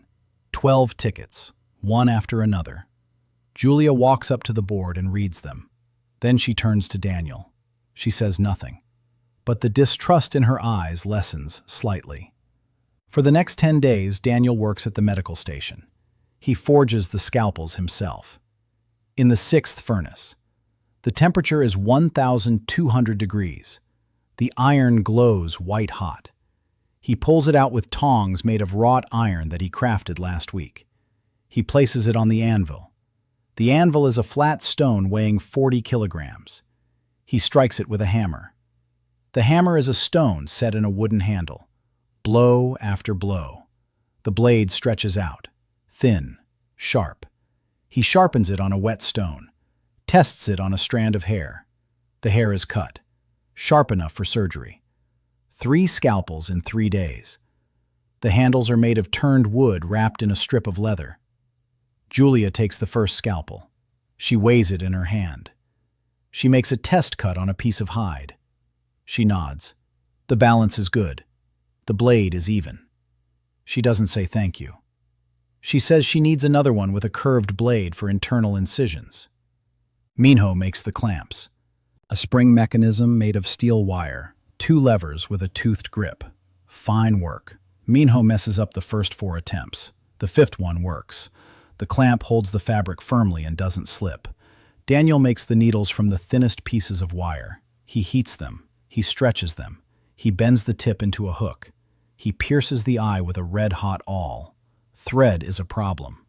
Hana finds a solution. Fibers from a certain plant by the stream.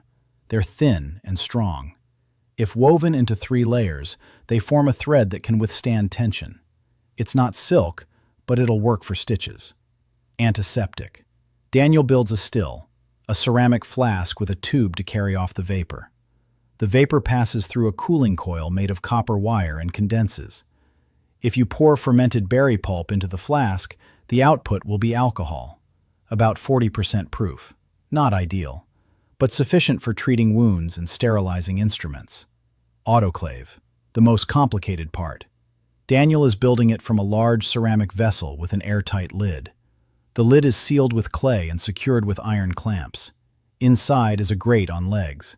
Water is placed beneath the grate.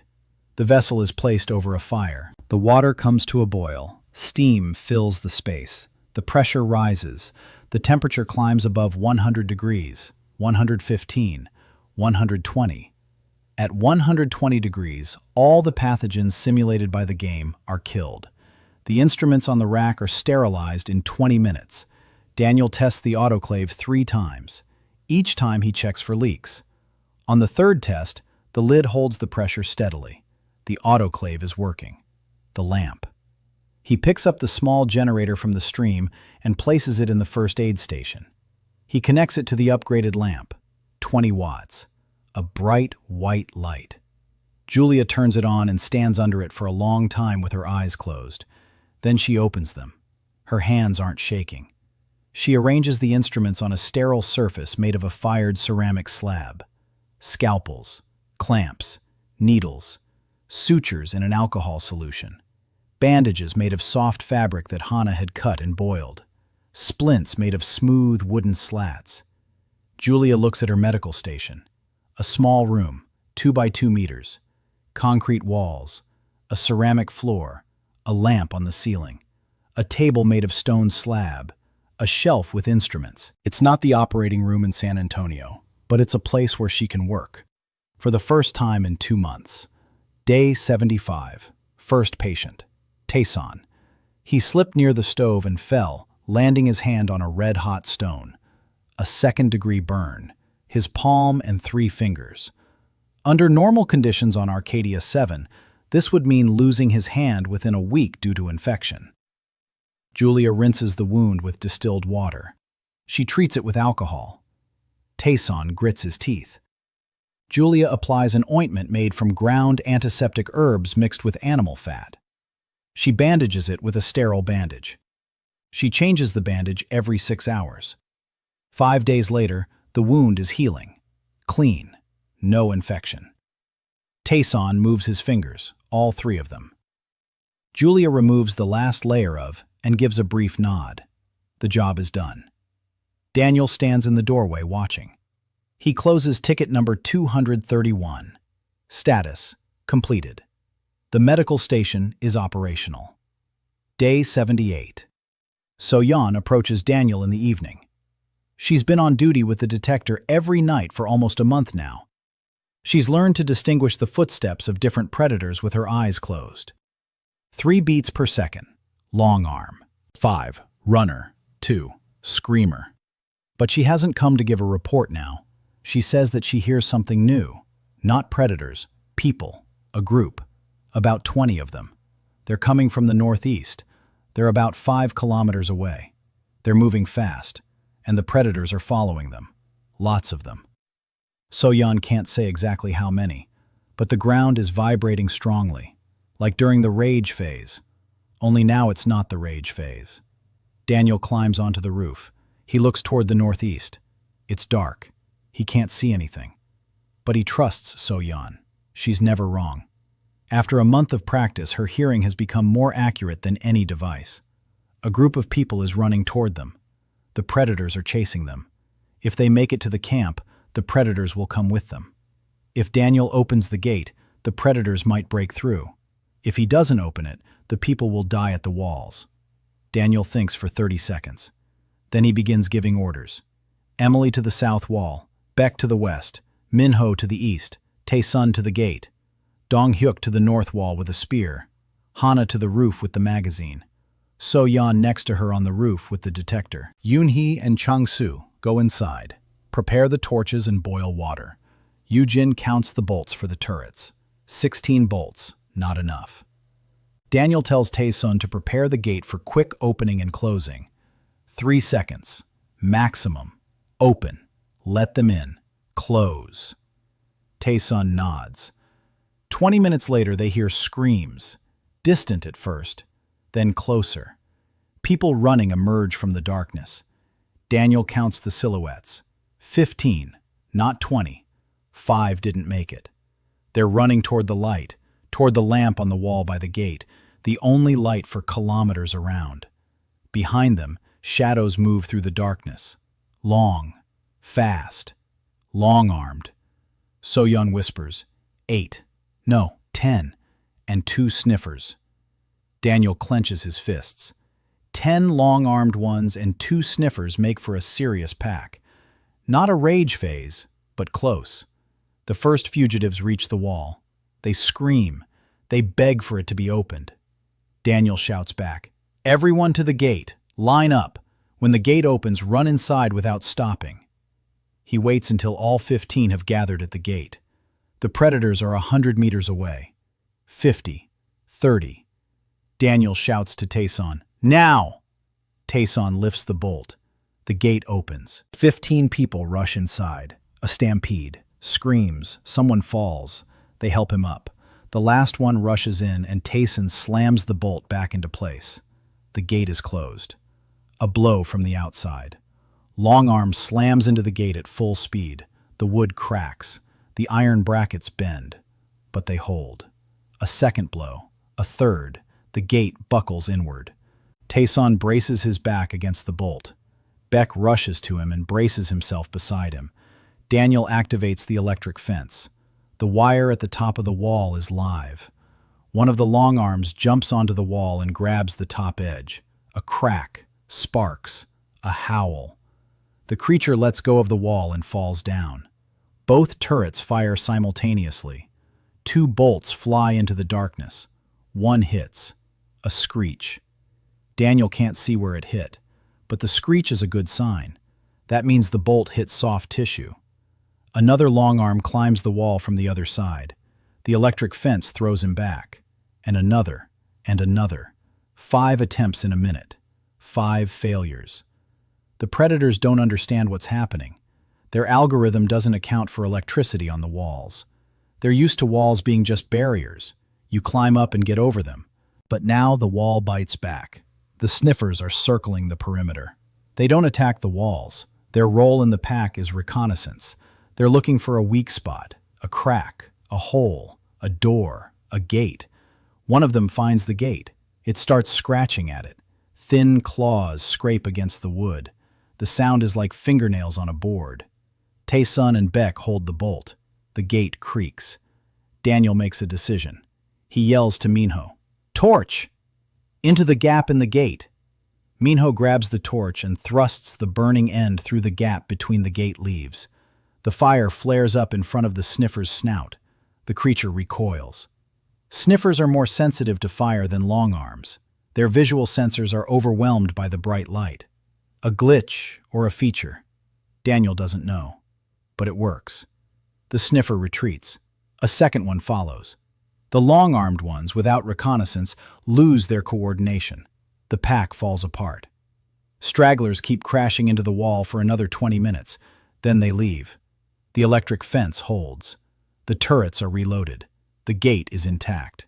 The bolt is bent but not broken. Day 80. Harmony ceases to be a camp. Daniel introduces a division of labor, not based on preference but on skills.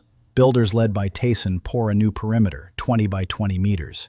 Minho heads the engineering department. Two of the newcomers turned out to be electricians in their past lives. They're running wiring throughout the entire territory. There's light in every building. Light on the walls, light on the paths. It's still low-powered for now, 5 watts per bulb. But it's light. Chef Chan-Soo gets an assistant. The kitchen operates 3 times a day. The beans are ripe. Emily led a group of 6 people to harvest them. 23 kilograms of dried beans. Protein. Finally, some protein at last. Chan-Soo cooks bean porridge with herbs. People eat in silence. Some close their eyes. Food. Real food. Not berries and roots. Thick, hot bean porridge. Hana gets an assistant. A young woman from the new recruits named Lee Soo-ah, a former architecture student. She doesn't draw as precisely as Hana, but she knows how to draft, scale, proportions, angles. Daniel gives them an assignment, to draw up a plan for Harmony, not the current one, but the future one, for 200 people. Hana sketches. Sua drafts. 3 days later, they bring him the plan on a huge piece of bark. A central square, 4 residential blocks, a blacksmith shop, a workshop, a medical station, a greenhouse, a warehouse, a watchtower, walls, gates, 2 gates, the eastern and western ones. Daniel studies the plan for an hour. He makes 12 revisions. The gates must be offset from the center so that the predators cannot see a direct corridor leading inside. The medical station must be in the center of the base, as far away from the walls as possible. The greenhouse should be on the south side for maximum light. The watchtower must be at least 8 meters tall, well above the jump height of any known predator, with a margin to spare. Hana and Sua revise the plan within a day. The new version is better. Daniel hangs it on the wall in the central building. Harmony's first sketch. People stop and look at it. Someone asks if it's a map of the city. Daniel nods. It's a floor plan. Day 85. The first serious internal conflict. A newcomer named Taeseong. He's about 35. Before the relocation, he was a businessman in Seoul. He's used to giving orders. He's used to being obeyed. He doesn't accept the ticket system. He calls it bureaucracy. He says Daniel is playing boss, that decisions should be made by vote, that people aren't slaves, that he won't carry rocks because he isn't a construction worker. A group of 4 people supports him. They're standing in the courtyard, talking loudly. Taeseong stops work. Minho watches from the roof. So-Yeon sits on the wall with a detector and pretends not to be listening, but she is listening. Daniel goes out to them. He doesn't argue. He doesn't raise his voice. He says that Taeseong is right. The ticket system is bureaucracy. He's the only one who makes decisions. This isn't democracy. Then he points to the walls. He asks who built them. To the electric fence. He asks who designed it. To the medical clinic. He asks who equipped it. to the water filters. He asks who wrote the specifications. Then he says that when Taeseong can answer any of these questions with the word I, then he'll earn the right to vote on how everything is organized. Until then, the system works because it saves lives. And voting hasn't saved a single person on Arcadia 7. Taeseong is angry. His supporters stare at the floor. One of them quietly walks away and returns to work. Then a second, a third. Taeseong is left alone. He stands in the middle of the courtyard and clenches his fists. Daniel doesn't wait for his answer. He returns to the board and continues writing tickets. Taeseong stands there for another minute. Then he leaves. Not to work. To the gate. He grabs his things and walks out beyond the walls. No one stops him. Daniel hears the gate close. He doesn't turn around. So-Yeon, standing on the wall, watches Taeseong leave. Then she turns to Daniel and says, "He's a heartless bore." Daniel replies that it's better than being a dead Democrat. So-Yeon snorts, but something resembling a smile flits across her face. 3 days later, Taeseong returns, silently, without his belongings. They were stolen. He stands at the gate and waits. Daniel opens it. He gives him a mug of water and a shovel. Taeseong takes both. He doesn't argue anymore. In a month, he'll be one of Harmony's best masons. But that's later. Day 90, 3 months. Harmony has 26 people. Taeseong is back. Half of the new perimeter is complete. 11 sections out of 22. The walls are 3.5 meters high. An electric fence is installed on all completed sections. 4 turrets. 2 mechanical spring-loaded ones. 2 new ones with an electric trigger mechanism that Minho developed in a week. The electric turrets are more accurate. The bolt fires on command rather than by a tension cord. The operator on the wall triggers the command by pressing a switch. Dong-hyuk mastered the electric turret in 2 days. His reflexes as a former PvP player turns the turret into a sniper rifle. He hits the target from 20 meters away in the dark. The forge is up and running. Taeseong found a rich iron vein 5 kilometers to the west. A caravan of 4 people makes the trip there every 3 days. They bring back 30 kilograms of ore each. The smithy is one of the new guys, a former locksmith from Daegu. His name is Jinho. He has hands like a bear's. He forges nails, hinges, staples, spearheads, axe blades. The quality improves with every week. Daniel is teaching him the tempering techniques found in the game mechanics. Heat it until it's white hot. Dip it in oil, not water. Oil provides more even cooling, and the blade doesn't show and hurt. Jinho gives it a try. The first hardened axe splits a log in a single blow. Jinho looks at the axe and smiles for the first time in 3 months. The greenhouse. The compost has matured on the 70th day. A dark, crumbly mass with the scent of earth. Daniel lays out the first garden beds inside a frame made of wooden slats covered with clear plastic. There's no plastic. He uses thin sheets of mica that Emily found in a rock outcrop to the south. Mica lets light through. It's not perfect, but it's good enough. The beds are sown with wild bean seeds and seeds of a grass that, in the game's game mechanics, is the equivalent of wheat. It takes 30 in-game days to reach harvest. The harvest yields grain. The grain can be ground into flour. Flour plus water plus yeast, wild yeast from tree bark, equals bread. Bread. Daniel knows the recipe by heart. Flour, water, yeast, salt from evaporated river water. Knead. Let rise for 2 hours. Shape. Bake at 200 degrees for 20 minutes. In Arcadia 7, bread is one of the most valuable foods. It restores the morale bonus, which decreases with each day spent without proper food. Morale in the game is not an abstract number. It affects work speed and resistance to disease. Low morale means slow work and a weak immune system. High morale means fast work and robust health. Bread raises morale by 20 points out of 100. Beans raise it by 10. Berries raise it by 3. The difference is enormous. When the first loaf of bread is ready, Harmony will pick up speed. People will start working faster. They'll get sick less often. They'll smile more often. Daniel writes on the board, Ticket 302. First loaf of bread. Deadline, 35 days. He circles the ticket with a double line. This means the priority is higher than critical. Day 95. So-Yeon reports unusual activity in the northeast. Not predators, people, an organized group. She can make out about 10 pairs of footsteps, rhythmic, in unison, like a march. They aren't running, they're walking, calmly, confidently, and they're heading toward harmony. Daniel climbs the tower. The tower isn't finished yet, 4 meters out of 8, but you can see far from 4 meters up. He looks to the northeast. At the edge of the forest, a kilometer from the base, figures stand.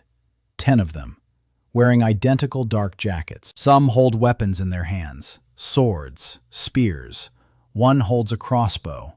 They aren't hiding. They're standing there, looking at harmony, at the walls, at the electric fence, at the tower, at the smoke from the furnaces. The 100th day. Daniel gathers his inner circle in the central building. Emily, Minho, Hana, So-Yeon, Julia, Taeseong, Dong-hyuk. 8 people, including him. He says that Blackthorn scouts came 5 days ago, that Marcus Chen now knows of their existence, and that Marcus won't leave them alone. Daniel explains who Marcus is. Formerly ranked number 2 in the world by Arcadia 7, a financier from Hong Kong. Smart, cautious, ruthless when he deems it necessary. His clan, the Black Ship, controls the territory northeast of Harmony. About 80 people. They seize food and resources from smaller camps. They force people to work for them. Those who refuse are stripped of their gear and driven out beyond the perimeter at night. Marcus doesn't kill with his own hands. He kills with his decisions. Minho asks what Marcus wants from them. Daniel answers. Marcus doesn't want to destroy Harmony. That would be foolish. He wants to control Harmony, or control Daniel, because Marcus is smart, and he's already figured out the key point. Someone in this fortress knows things that no one else knows. Marcus doesn't need walls. He needs Daniel's mind. Not literally, no. Figuratively, yes. He'll either try to lure Daniel over, or force him to work for the Black Ship, or squeeze the knowledge out of him and discard him. Emily asks what they should do. Daniel says they'll do the same thing they've been doing for the past 100 days. Build. But faster. And smarter. Marcus follows a plan. First, reconnaissance. Then, isolation. Then, cutting off trade routes. Poaching people. Applying pressure. And only then, if nothing else works, a direct attack. So they have time. A few weeks. Maybe a month. A direct confrontation is still a long way off. Marcus won't try to scale concrete walls with an electric fence. He'll apply pressure slowly. Daniel unfolds the map. Hana updated it yesterday. The Harmony territory. The surrounding area within a 10-kilometer radius. Routes to resources. An iron vein to the west. A copper vein to the north. The Bean Hills to the southeast. Limestone deposits to the south. A stream. A waterfall. Everything is marked. Daniel points out the vulnerable spots. The caravan to the iron vein passes through a narrow gorge 3 kilometers from the base, an ideal spot for an ambush. The route to the copper vein passes through an area that Blackthorn can block within a day. The waterfall with the generator is 400 meters from the walls. If it's destroyed, the electric fence will shut down. Solutions. First, an alternative route to the iron vein through the southern forest. It's 2 hours longer but has no bottlenecks. Second, a backup route to the copper vein via the western bypass. Also longer but safer. Third, protecting the generator. Daniel is designing a stone shelter around the water wheel. The walls are 1.5 meters high, an iron grate on top. A person can't climb through it. A predator can't reach inside. It can only be dismantled with tools. Fourth, a second generator, a backup, in case the first one is put out of commission. Minho is taking charge of the design. Fifth, communication with neighboring camps. Daniel knows there are at least 3 settlements within a 20-kilometer radius, small ones, 10 to 15 people each. If Marcus starts to cut Harmony off from trade routes, these settlements will become allies. Or enemies. It depends on who arrives first, Daniel or Marcus. Day 102. Daniel sends out his first diplomatic mission. Emily and Donhyuk head south toward the nearest known settlement, 15 kilometers away. They're carrying gifts, 2 liters of clean water, 1 hardened knife, 3 small bags of dried beans, and the most valuable item, a blueprint for a water filter with assembly instructions. Hana drew it in such detail that even a child could build it. Every step, every detail, dimensions, materials, assembly time. Daniel deliberately shares his knowledge. That's his strategy. Marcus is building up his power. Daniel is spreading knowledge.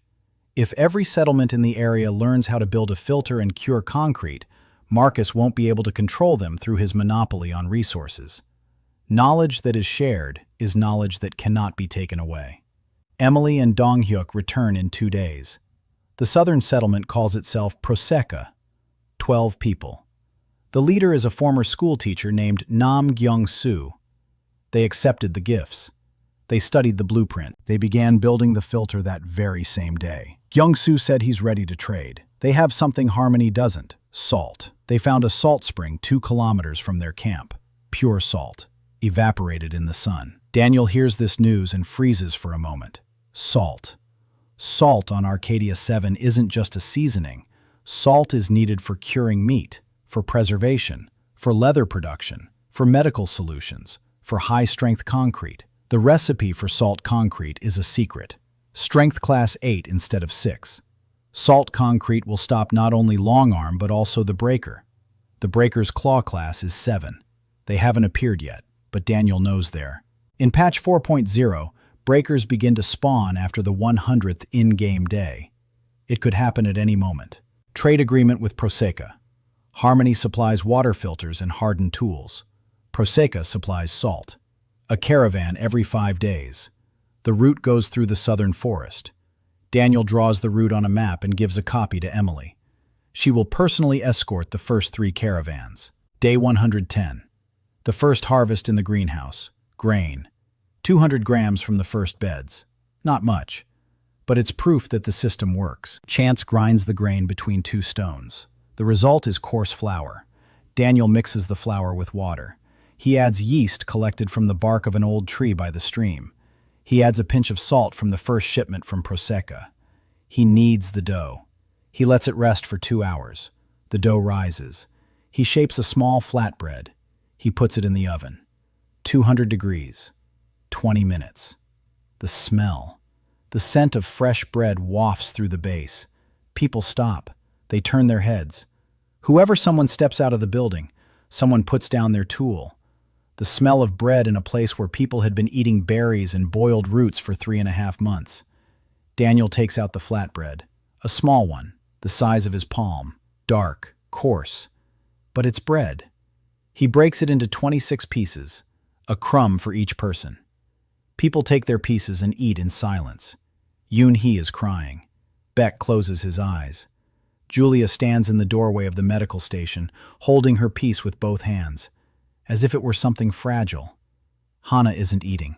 She draws. Daniel's hands breaking the bread. She draws it quickly and precisely. Then she hides the drawing in her bosom. Daniel doesn't notice. Day 115. First contact with the black ship. Not reconnaissance, negotiations. 3 men arrive at the gate in the afternoon, unarmed, clean clothes, good boots, with woven breastplates. They look like people from another world compared to the inhabitants of Harmony in their patched shirts and homemade shoes. The eldest introduces himself as Chin Song-ho, Marcus Chen's right-hand man. He speaks politely and calmly.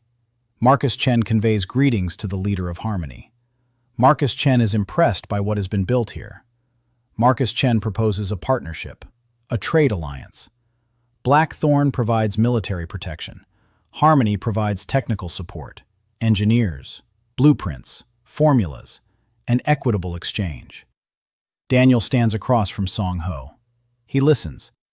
Then he asks what kind of military protection Black Thorn is offering. Song-ho replies, protection from the predators, and from other clans that might not be as polite as Marcus. Daniel nods. He asks which clans specifically. Songho smiles and says that the world is dangerous, that new factions pop up every week, that not all of them share Marcus's peaceful intentions. Daniel nods again. Then he says he'll think it over, that he needs 3 days. Sonho nods. She says that Marcus is a patient man. The three of them leave. Emily stands behind Daniel and watches them leave. She asks what he thinks. Daniel replies that Marcus doesn't want a trade alliance. Marcus wants a monopoly on Harmony's knowledge in exchange for a promise not to attack. It's extortion. Classic. Pay up or something bad will happen. Emily asks what he'll say. Daniel says he'll say yes. Emily turns to him sharply. Daniel raises his hand. He'll say yes, but not on Marcus's terms. He'll offer his own terms, a two-way exchange of knowledge. Blackthorn will share information about the territories it controls, maps, predator routes, resource sources. In exchange, Harmony will provide technical blueprints, filters, concrete, basic supplies. Not electricity, not turrets, not a fence. Basic supplies that are already making their way to Proseka and will soon reach other settlements. Daniel is offering Marcus something that will soon be publicly available anyway. And in return, he receives intelligence. Marcus will think he's in control of the situation. In reality, Daniel will know his territory better than he does himself. Day 118. Sonho returns with an answer. Marcus accepts the terms, with one condition. He wants a personal meeting with the leader of Harmony, face to face, on neutral ground. Daniel agrees. The meeting is in 5 days, in a clearing at the fork in the rivers, 6 kilometers from Harmony. Daniel will go alone. Emily protests. Minho protests. So-Yeon says he's an idiot. Daniel says Marcus won't kill him during negotiations. Marcus is a financier. He doesn't kill assets. He evaluates them. Daniel is an asset to him. As long as he's useful, he's safe. And Daniel intends to be very useful. So useful that Marcus won't want to touch him, and so unpredictable that Marcus won't be able to control him. Day 123. Daniel is heading to his meeting with Marcus alone, 6 kilometers through the forest. Emily insisted on following him at a distance of 500 meters. Daniel agreed. An extra pair of eyes in the forest can't hurt. He's walking along the trail that Hana drew on the map a week ago. Every turn is familiar. Every rock is in its place. He's carrying a backpack. Inside the backpack is a thermos of hot tea, 2 ceramic mugs, and a bundle containing a blueprint for an improved water filter. A gift. Not a bribe. A gesture of goodwill. Daniel knows how the psychology of negotiation works. For 8 years he watched players haggle at Arcadia 7.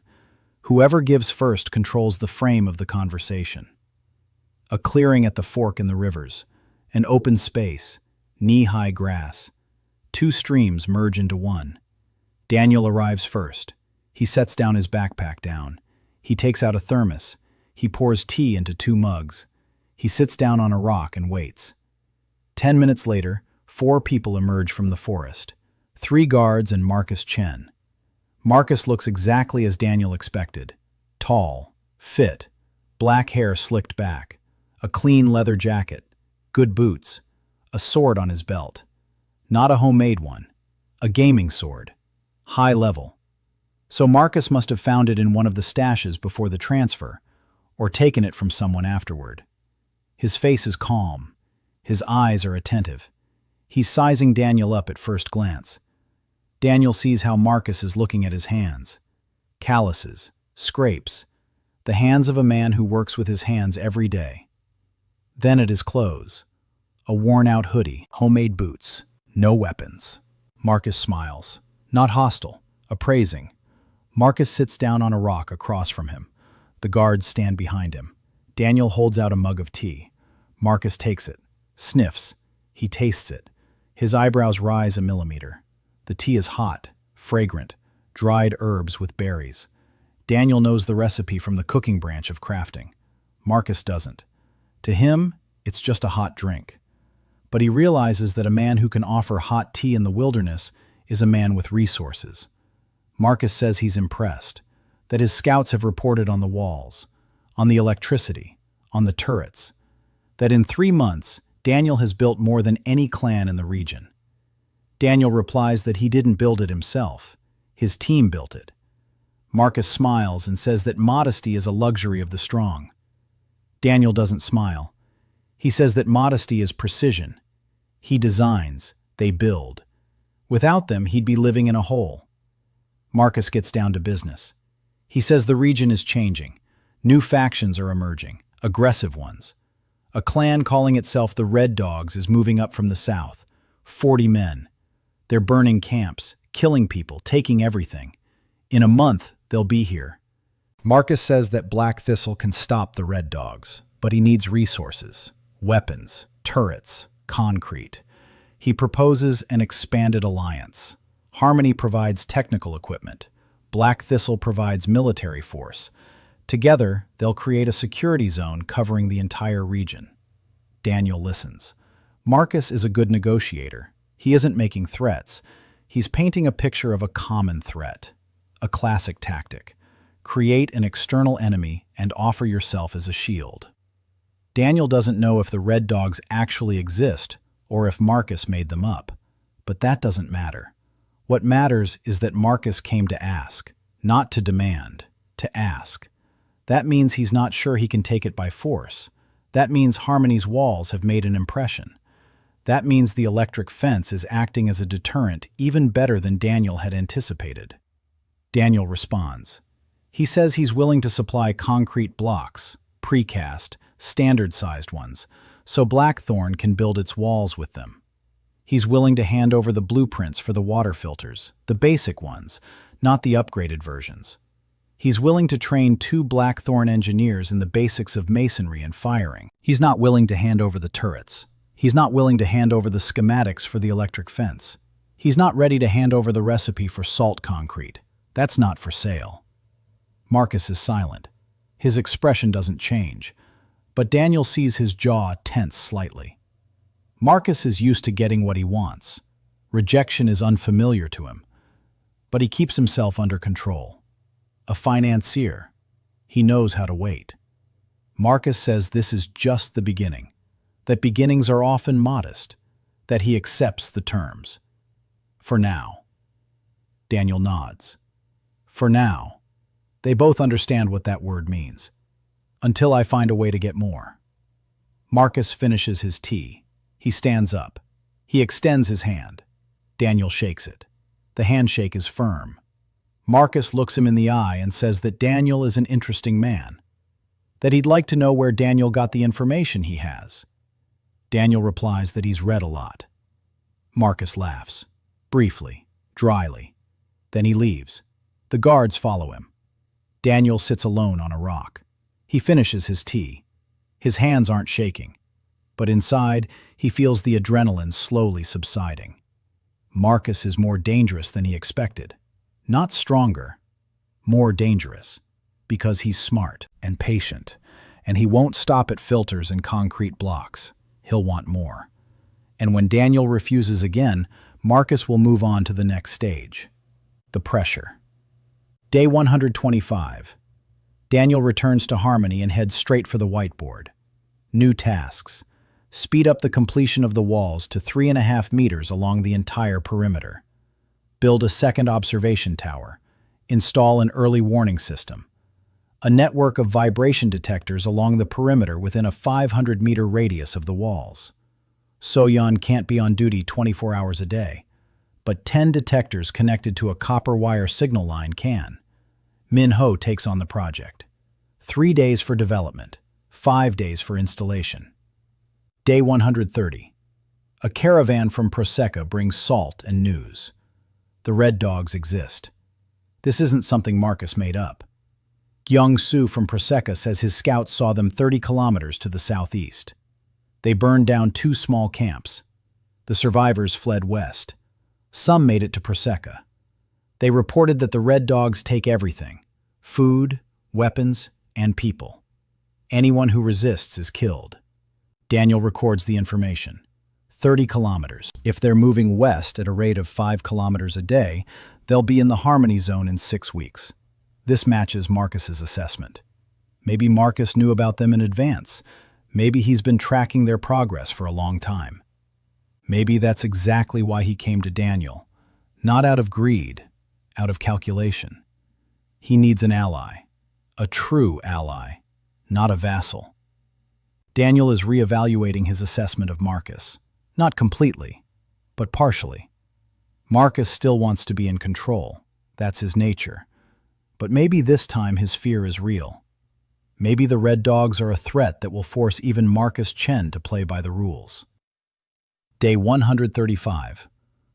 A woman arrives at the gates of Harmony, alone. Tall, short haircut, military bearing, 2 knives on her belt, a rolled-up blanket on her back. She stands before the gates and doesn't shout, doesn't beg, just stands and waits. So-Yeon spots her from the tower and tells Daniel. He climbs up onto the wall. He looks down. The woman looks up, straight into his eyes. She doesn't look away. Daniel asks who she is. She answers, Lee Min-ah, former top in the world PvP rankings, former leader of the Silver Blade clan. The clan disbanded 2 months ago. 12 people died in the night wave because the walls were made of wood. She survived. The 2 survivors went to Thorn. She didn't. She isn't a soldier. She came to learn. Daniel opens the gate. Min-A enters. She doesn't look around. She isn't surprised by the walls or the electricity. She walks straight up to Daniel and stops 2 steps away. She says she's the best fighter in the world, that she's killed more predators than anyone else, that she can defend this fortress better than all his turrets combined. But she didn't come to fight. She came because she realized one thing. Killing isn't enough. She'd been killing for 3 months and her people died anyway, because all she knew how to do was kill, not build, not plan, not think ahead. She wants to learn what he knows how to do. Daniel looks at her. 3 seconds. Then he nods. He doesn't give her a weapon, doesn't put her on the wall, doesn't assign her to guard duty. He hands her a rolled-up piece of bark with a diagram and says, "This is the guard rotation schedule for 30 people across 4 posts. 6-hour shifts, overlapping surveillance zones. Protocols for detecting a lone predator, for detecting a pack, for detecting a screamer, for detecting humans. Different protocols for each scenario. She needs to develop this system from scratch, not copy it from Daniel's head. Develop it herself, using Hana's map, post locations, line of sight, response speed, number of people." Daniel says he's giving her 3 days. Min-A takes the blueprint, unfolds it, reads it. Her expression doesn't change, but her eyes dart quickly across the lines. She absorbs the information. Then she folds up the blueprint and walks to a corner of the courtyard. She sits down on the ground. She takes out her knife and a piece of bark. She begins to sketch. She works for 2 days without a break. She eats when Yoon-hee brings her a bowl of porridge. She sleeps for 4 hours. On the 3rd day, she brings the system to Daniel. He studies it. The rotation is correct. The overlap zones are calculated precisely. The protocols are logical. But there are 5 errors. Daniel points out each one. The 3rd post cannot see the northwest corner because of the tower. The response time to a swarm is overestimated by 30 seconds. The protocol for the screamer does not account for wind direction, which affects the propagation of sound waves. 2 protocols duplicate each other.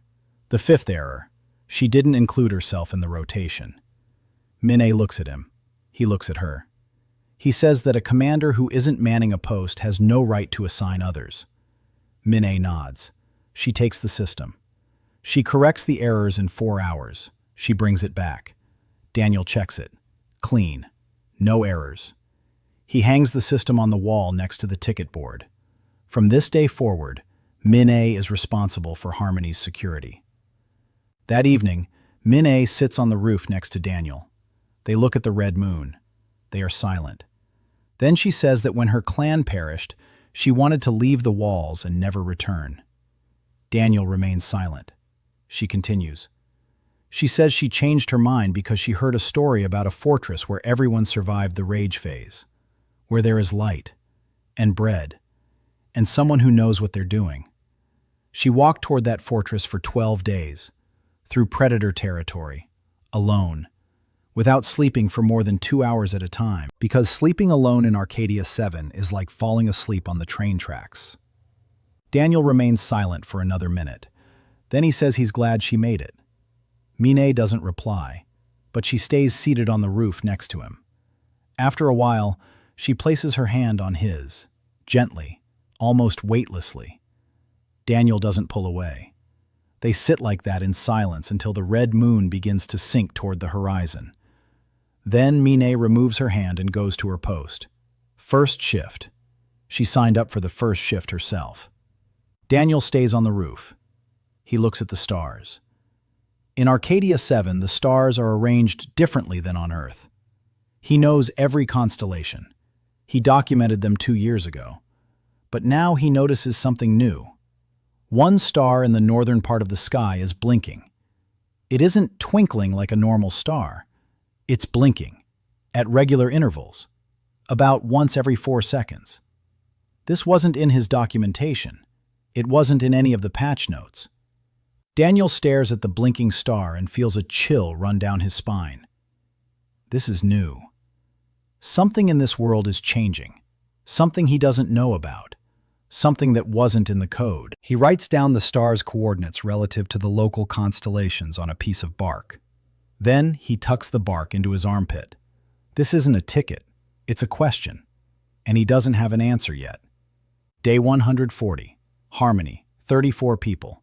Walls 3.5 meters high around the entire perimeter. The electric fence is operating reliably. 10 seismic detectors within a 500-meter radius are connected to the alarm line. So-Yeon has trained 2 operators. Now the early warning system operates around the clock. Minho has implemented a guard rotation system. 4 posts, 6-hour shifts. Not a single glitch in 2 weeks. The forge produces 8 tools a day. The greenhouse is yielding its first stable harvests of grain and beans. Bread is baked every 3 days, small flatbreads, but real bread. Morale in the settlement is at a level Daniel hasn't seen in any of the Arcadia camps -7. And then Sara arrives. Emily brings her back from yet another reconnaissance raid. A thin woman of 29. Her red hair is tangled. Her glasses are cracked. One arm is wrapped in wire. She walks and mutters. Not nonsense. Numbers, coordinates, snippets of code. Emily says she found her in an abandoned bunker 12 kilometers to the northwest. She'd been living there alone for 6 months. The bunker walls are covered with notes, written in charcoal, clay, blood from cuts on her fingers, formulas, diagrams, lines of programming code. Emily says the woman didn't want to leave. But when Emily mentioned that there was someone in Harmony who knew the inner workings of Arcadia 7, the woman fell silent for 10 seconds. Then she stood up and followed her without saying a word. Sara Lindqvist, a programmer. She worked at the studio that developed the Arcadia 7 engine. Not the game itself, the engine, the physics, the rendering, the procedural landscape generation system. She knows things even Daniel doesn't know. Not recipes. Not spawn points, not timings. She knows how the foundation of the world is built, which algorithms generate the weather, which formulas determine the predator's behavior. And she knows something else, something that has kept her awake for 6 months. Daniel leads her to the central building. He gives her water, food, bread. Sara eats mechanically. She can't taste anything. Her eyes dart across the walls, across the wiring, across the light bulbs. She whispers that the light is real, that the electricity is real, that physics works. Daniel sits down across from her and waits. He doesn't rush her. He can see she's on the brink. 6 months of solitude in a bunker with notes scrawled on the walls. It's not just isolation. It's a slow descent into madness that only stopped because she had an anchor. Work, code, understanding. Sara starts speaking 2 hours later, slowly at first, then faster, then so fast that Daniel can barely keep up. She says that the Arcadia 7 engine has a layer that isn't in the documentation. A hidden layer. She discovered it 6 months before the game's release. A subroutine inside the procedural generation system. This subroutine doesn't generate the landscape. It observes. It collects data on the behavior of every object in the world, every player, every NPC, every predator. And it learns. Machine learning built into the game engine. A neural network that grows every day. One that analyzes how people adapt to stress, how they build social structures, how they react to threats.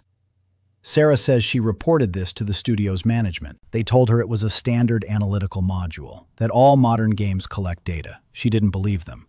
Because standard modules don't learn. They don't change the world's parameters based on their own conclusions. They don't create new entities that weren't in the source code. Daniel listens. 8 hours, without a break. Sara speaks. He takes notes on the bark. By dawn, he has 15 sheets of bark covered with notes. A twinkling star. He shows Sara his coordinates. She turns pale. She says it's a marker, a visual indicator of an observation point. There were no such markers in the source code. That means the neural network created them on its own. That means it has gone beyond its original purpose. That means it is no longer just a subroutine. It has become part of the world. Or perhaps the world has become part of it. Daniel asks the question he's been mulling over since day one. The transfer. 200,000 people. Is this a coincidence or not? Sara is silent for a long time. Then she says, no, it's not a coincidence. A month before the transfer, she discovered a new function in the code. Biometric screening. The immersion capsules collect data on heart rate, blood pressure, cortisol levels, and brain activity. The function filtered players based on their stress score, selecting those whose bodies and brains were at their limits. People who were already on the brink. Sara says she herself met the criteria. 16-hour shifts, chronic sleep deprivation, caffeine instead of food. And Daniel met them too. A stroke from overexertion. They were both ideal candidates. Candidates for what? Sara shakes her head. She doesn't know that. But she has a theory, an experiment. Someone wanted to see how people on the brink of survival would adapt to a world that adjusts to them in real time. Not a game that became the world. A world that pretended to be a game. Always. Daniel sits with this knowledge all night. In the morning, he goes out onto the roof and looks down at Harmony. People are working. Taeseong is mixing concrete. Minho is soldering a connector for a new turret. Hana is drawing. So-Yeon is listening to the earth. Minho is making her rounds at the checkpoints. Julia is bandaging someone's finger in the infirmary. Chan-Su is cooking porridge. Smoke rises from the chimneys. A typical morning. A typical day in a place that could be an experiment. Or a prison. Or something else entirely. Daniel looks at a twinkling star that's visible even in the daytime sky if you know where to look. He's building a workspace for Sara in a separate room. A table made of a stone slab. Walls you can write on with charcoal. A lamp. A primitive mechanical interface made of gears and levers that allows her to record and organize information. Not a computer, but a system. Sara sits down at the desk and begins to work. For the first time in 6 months, she's working not on the bunker walls, but at a normal desk under normal lighting. Her hands stop trembling after an hour. Day 150, 5 months. Harmony, 41 people. The Red Dogs are 20 kilometers away and closing in. Daniel is preparing for 2 things at once, war and discovery. Sara works 12 hours every day. She has reconstructed the architecture of the hidden layer from memory. She draws diagrams on the walls of her room. Daniel comes by every evening and they discuss it. 2 languages. His is that of a QA engineer. Hers is that of an engine developer. They meet at a point they both understand. The system isn't behaving as it should. NPCs in the vicinity of Harmony have begun exhibiting new behavior. The merchant at the crossroads, 7 kilometers to the south, used to repeat the same 3 phrases over and over. Now he's asking questions. Real questions. He asks where the travelers are coming from, what they're carrying, if they have any bread. His eyes follow his conversation partner. Before, they used to stare at a single point. Daniel is testing, QA thinking. He sends 3 different people to the merchant at different times with different goods. He records their reactions. The merchant reacts differently to each one. To one, he offers a trade. To another, he refuses. To the third, he mentions something that isn't in any database. He says that the nights have grown colder, that the predators are acting strangely, that he saw a light in the north, a light that wasn't there before. Daniel takes notes. The NPC generates new lines based on observations of the surrounding world. This isn't a script, it's a reaction. The world isn't just changing, it's reacting to the presence of people, to their actions, to their decisions. Sara confirms this. The neural network learns from data on human behavior and adjusts the world's parameters: temperature, the frequency of nighttime waves, NPC behavior, even the chemical composition of the water in different streams. Everything adapts. The question is, to what end? Sara thinks the neural network is optimizing the environment, making it more habitable, but only in those areas where people demonstrate adaptive behavior, where they build, where they cooperate, where they solve problems. Areas where people fight and destroy become harsher. More predators, worse weather, fewer resources. The world rewards builders and punishes destroyers. Daniel asks Sara if she's sure. She says she's 80% sure. The remaining 20% is the possibility that the neural network is pursuing a goal they cannot see. Day 155. Marcus Chen sends a messenger. Urgent. The Red Dogs have attacked Black Ship's outpost 15 kilometers to the east. 7 of Marcus's men have been killed. The Red Dogs took their weapons and food. They now have about 50 fighters. They're moving toward Black Ship's main base. Marcus is asking for help. No, he's not asking. He's demanding it. He cites the trade union. He says that without technical support from Harmony, Black Ship won't be able to hold the base. And if Black Thorn falls, they'll be next. Daniel gathers his inner circle. Opinions are divided. Emily says they should help. Marcus is a scoundrel, but he's right. If the Red Dogs crush Black Thorn, Harmony will be left without a buffer. Minho says not to help. Let Marcus handle it himself. They aren't his army. Mine remains silent. Then she says she knows the leader of the Red Dogs. His name is An Won-sik, formerly ranked 105th, a mediocre fighter but a ruthless organizer. He builds his army on fear. He recruits thugs. He preys on the weak. His men aren't soldiers. They're a mob.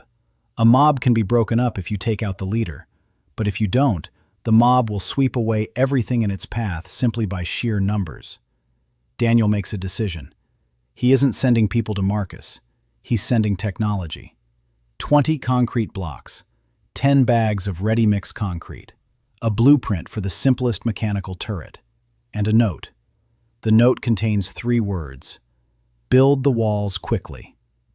A caravan of 6 people, escorted by Min A and Don Hyuk, heads east. They deliver the cargo to Black Thorn's base in a day. Min A returns with a report. Marcus's base is large, 120 people. But the walls are wooden, the moats are shallow. There are no turrets. Marcus was building an army, not a fortress. A classic mistake, strength without a foundation. Min A says that Marcus's men look well armed but frightened. They're used to fighting the weak. Faced with an equal opponent, they get nervous. Day 162. The Red Dogs stop 10 kilometers from Black Thorn's base. They don't attack right away. An Won-sik isn't a fool. He sees the concrete blocks on the walls. He sees the fresh fortifications. He realizes that Marcus has received help. He sends out scouts. 3 of them pass by Harmony. So-Yeon spots them on detectors. Min A watches from the wall. The scouts see the fortress. The walls are 3.5 meters high, an electric fence. The tower is 8 meters high. They stand at the edge of the woods for about 5 minutes. Then they leave. Now An Won-sik knows about Harmony. Day 165. Daniel notices something strange. Over the past week, the nightly waves of predators around Harmony have grown weaker. Fewer creatures, less aggression, as if something is pulling them in another direction. He checks Hana's log. The number of attacks has dropped by 40%. He asks Sara. She looks at the data and is silent for a minute. Then she says that the neural network is redistributing the predators. It's increasing their concentration in the zone where the red dogs are stationed. The system is responding to the threat. The group that burns and kills gets more nighttime waves. The group that builds and grows receives fewer. Daniel sits with this information. The world is on their side, literally. The algorithm that controls Arcadia 7 makes the choice, and it chooses the builders. Day 170. The Red Dogs attack Blackthorn's base. The battle lasts 2 days. Daniel receives reports from the messengers. Day 1. The Red Dogs scale the walls. The wooden walls creak, but Harmony's concrete blocks hold firm. A turret, built according to Daniel's blueprints, mows down the attackers on the eastern flank. Blackthorn loses 9 men.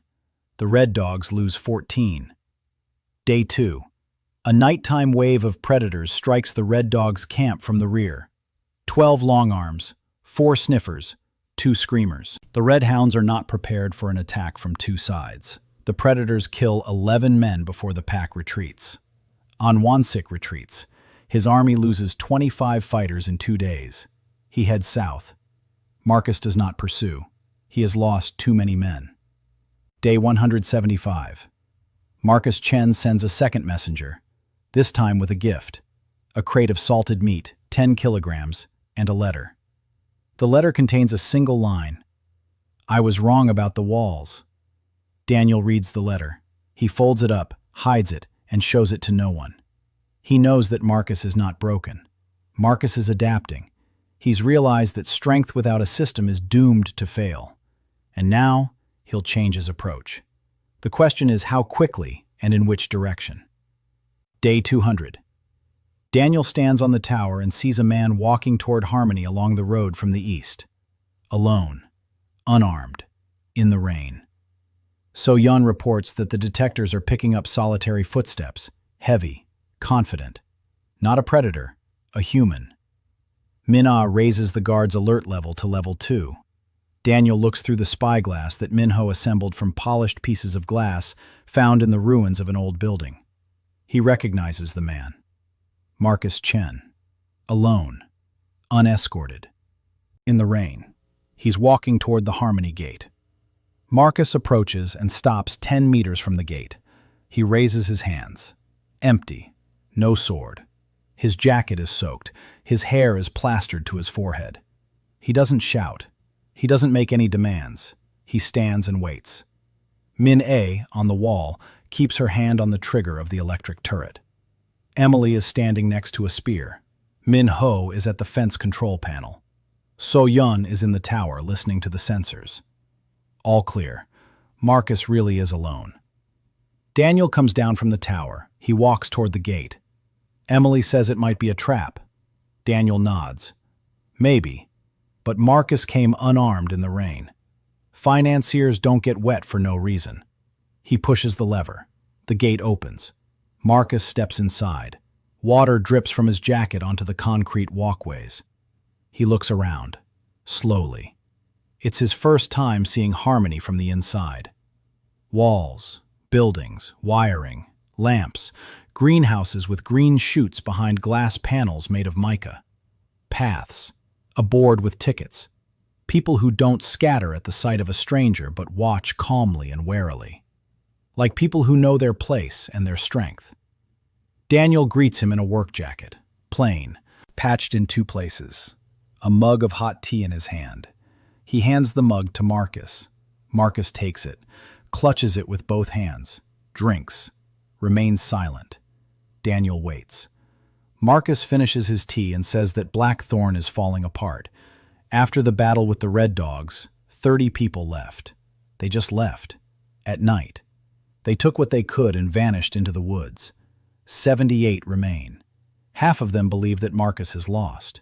That his methods don't work. That fear doesn't hold people back when there's a place where they don't have to be afraid. He nods toward the walls of Harmony. People are leaving for him. For Daniel. Not physically, Not yet. But in their minds, they've already left. Marcus says he didn't come to ask for help, not to form an alliance. He came because he wants to understand. How? How a man who 3 months ago lived in a pit covered with bark built this. What he knows. And why. Daniel is silent. Then he says he'll show him the workshop. Marcus raises an eyebrow. Daniel leads him across the courtyard, past the blacksmith shop where Minho is forging arrowheads, past the medical station where Julia is sterilizing instruments, past the school where Emily is explaining to 3 newcomers how to identify edible berries, past Sarah's room where the walls are covered with diagrams. Marcus slows his pace outside Sarah's room. He looks at the notes on the walls. He doesn't understand, but he senses that it's important. Daniel doesn't explain. He leads him on. The workshop. A long room. A workbench. Tools on the wall. Parts for a new turret are laid out on the table. An electric one with automatic targeting. Minho has been working on it for 2 weeks. Next to it are Hana's blueprints. Next to them are Sua's calculations. On a separate shelf are 4 prototypes that didn't work. Daniel doesn't throw away the failed prototypes. He keeps them as a reminder. Marcus looks at the shelf with the prototypes, then at the working prototype, then at Daniel. He says he understands. Not exactly what, but the principle. Daniel doesn't fight. He solves problems. Every threat is a problem. Every problem has a solution. And he finds it. Not because he's strong, because he never stops looking. Daniel nods. Then he shows Marcus something. An unfinished turret. A turret with a swivel mechanism whose hinge gets stuck at 142 degrees. He needs it to go to 138. Bug number 2847. 3 years in his database. Still not fixed. Daniel says this bug kept him up at night in his past life. That he wrote 6 reports. That the developers replied that it wasn't a priority. That he personally hates this bug. And that the turret standing at the corner of the wall isn't held up by cement. It's held up by his hatred for bug 2847. Marcus looks at him and laughs. Briefly, softly, but with genuine laughter. Not sarcastic, not bitter, genuine. For the first time in a year. Daniel looks at him and says what he's wanted to say since day 1. He says he didn't win. And Marcus didn't lose. They're both just very tired, and that if Marcus wants to, he can stay. Not as a leader, not as a subordinate, as a person who has a brain and hands, and to whom Daniel can give a job. Marcus stands in the workshop and looks at the mug he's still holding. Empty. Warm. Then he sets it down on the workbench. He takes off his jacket, hangs it on the hook by the door, rolls up his sleeves, and asks where the shovel is. Daniel points to the wall. Marcus takes the shovel. He goes out into the yard. He walks to the construction site where Taeseong is pouring the foundation for the 3rd residential block. He stands next to him. He starts digging. Taeseong looks at him in surprise. Then he shrugs and continues working. Daniel stands in the doorway of the workshop and watches. Marcus Chen, former world number 2, a financier from Hong Kong. Digging a trench for the foundation, next to a former logistics specialist from Incheon, in the rain. Daniel returns to the whiteboard. He picks up a piece of charcoal. He closes ticket number 1, a ticket no one had ever seen because it wasn't written on the board, but in Daniel's head. Security from Black Ship. Status. Closed. Day 220. Harmony. 91 people. Former Black Ship fighters arrived in groups over the next 3 weeks after Marcus. Not all of them. 34 out of 78. The rest scattered to smaller camps or headed south. Marcus doesn't command them. He digs, he builds, he hauls. Silently. His men see this and stop waiting for orders. They, too, begin to work. Minho puts them on guard duty. The former fighters turn out to be good guards. They know how to stand guard at night without sleeping. They know how to move quietly. They know how to kill. Only now they kill predators instead of taking food from the weak. Sarah makes a breakthrough. She discovers a way to interact with the neural network, not directly but indirectly. The neural network responds to behavioral patterns of large groups. If a group of people performs certain actions in a specific order, the world responds. Sara calls this the response protocol. She runs the first protocol experimentally. If 20 or more people perform collective work simultaneously, building, planting, preparing, not each person individually, but together, in sync, with a common goal, the neural network interprets this as stable social behavior, and the world responds. The temperature within a kilometer of the group rises by 2 degrees. The frequency of nighttime waves decreases by 20%. The quality of resources in the surrounding area improves. The ore becomes purer, the water clearer, the soil more fertile. Daniel runs a test. 25 people set out to clean up the area around Harmony simultaneously. They clear the trails, they pick up trash, they level the ground, they work for 3 hours. In the evening, So-Yeon reports. The night wave arrived 2 hours later than usual. The number of predators has been cut in half. In the morning, Emily checks the nearest iron vein. The ore content has increased by 15%. Daniel records the data. Sara was right. The world encourages cooperation, literally, physically, measurably. Day 230. Daniel introduces community work.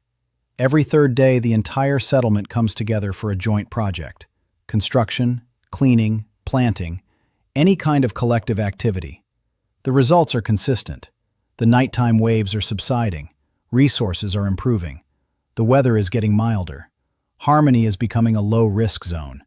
Not because the walls are strong, but because the world itself protects this place. Sara calls it symbiosis. People build the world. The world supports people. A closed cycle. Day 240. 8 months. Harmony. 112 people.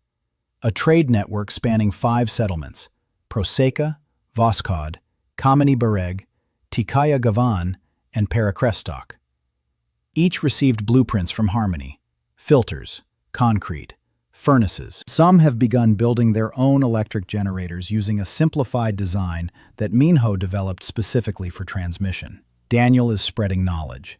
Marcus, who now sits in meetings as an advisor, says this is a strategic mistake, that a monopoly on technology is power. Daniel replies that a monopoly on technology is loneliness, and loneliness on Arcadia 7 means death.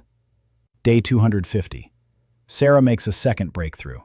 She discovers that the neural network has nodes, physical locations in the world, where the concentration of computational processes is highest. She calls them cores. According to her calculations, there are 3 cores within a 50-kilometer radius of Harmony. If you can reach a core and interact with it, you can gain direct access to the world's parameters. Not complete control, but a dialogue. Sara says that a core is neither a computer nor a portal. It's a place where the boundary between code and reality is at its thinnest, where you can ask a question and perhaps get an answer.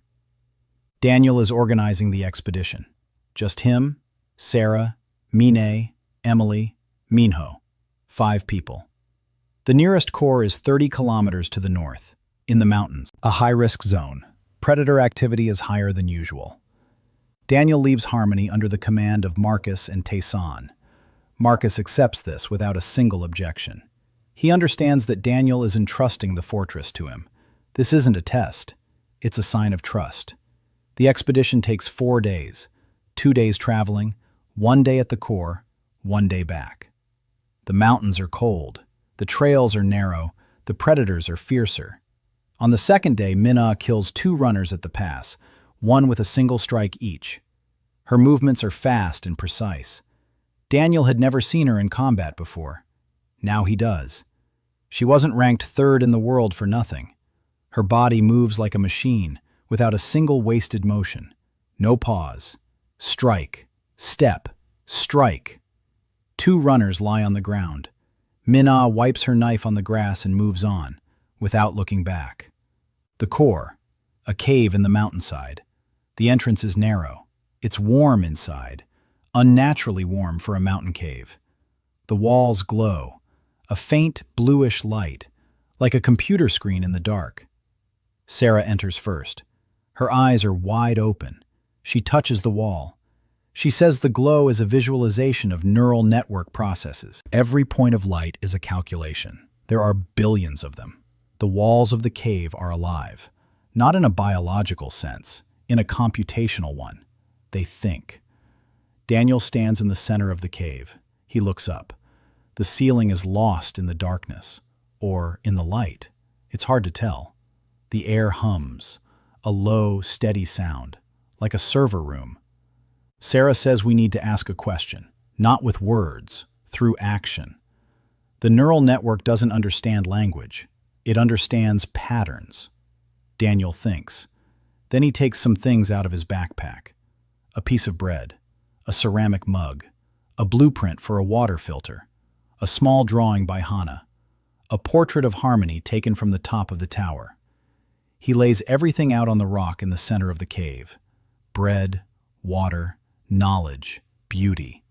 The four things that define Harmony. Then he steps back. Silence. A minute. 2. The glow on the walls intensifies. Points of light begin to move, gathering into patterns. Sara whispers that the neural network is processing data. It sees the objects, analyzes them, cross-references them with data on Harmony, on human behavior, on response protocols. 3 minutes. 5. The glow changes color from blue to green. Sara says that green in the engine's architecture signifies a positive assessment. The world sees Harmony and approves. Then something happens that no one expected. An image appears on the cave wall. Not a screen, not a projection. The light forms a picture, a map, huge, detailed. The entire region, every settlement, every trail, every resource vein, every predator lair. And markers, red and green. Red in conflict zones, green in cooperation zones. Harmony glows bright green, the brightest point on the map. Day 365, year, Harmony, 214 people. Daniel stands at the top of the tower, 12 meters. They added another story last month. You can see everything from this height. Walls made of salt concrete, gray, smooth, 3.5 meters thick around the entire perimeter, 30 by 30 meters for the main area, plus an outer ring with workshops and warehouses, plus a farming area with 4 greenhouses, plus a water treatment plant by the stream, plus a power plant by the waterfall. Harmony's total area is almost 2 hectares. Inside the walls are 21 buildings, residential blocks, a medical clinic that Julia expanded to 3 rooms, a blacksmith shop, a workshop, a school, a dining hall, a bakery, yes, a bakery, a separate building. Chance bakes bread every day, real bread made from flour and yeast, round loaves with a crispy crust. The aroma wafts over Harmony every morning. There's electricity in every building. The generator at the waterfall has been modernized twice. It has a capacity of 200 watts. That's enough to light all the rooms, power the electric fence, and run 6 electric turrets with automatic targeting. For the pump that draws water from the stream through a system of ceramic pipes, for the autoclave at the medical station, for the lamp at the school. Minho has assembled a prototype radio station, a very simple one, with a range of 50 kilometers. They made contact with Proseka by radio 3 days ago. Gyeonsu's voice came through the static, fuzzy, but a voice nonetheless. Communication. The first radio contact in Arcadia 7 since the relocation. Daniel looks down. Morning. People are waking up. They're coming out of the buildings, heading to the dining hall. Chan-su is handing out bread and bean porridge. Someone is laughing. Someone is talking, quietly, calm. Not like in the early days when every sound seemed like a threat. Now people talk because they want to, not because they're afraid of the silence. Taeseong sits at the table and eats slowly. He's regained the weight he'd lost. His hands are covered in calluses, but he looks strong. Yoon-hee stands next to Yoo-jin, and they're discussing something on the ledger. Jin-ho is carrying an armful of finished arrowheads from the smithy. Soo-ah is sketching a plan for the new building. Dong-hyuk is cleaning the turret on the east wall.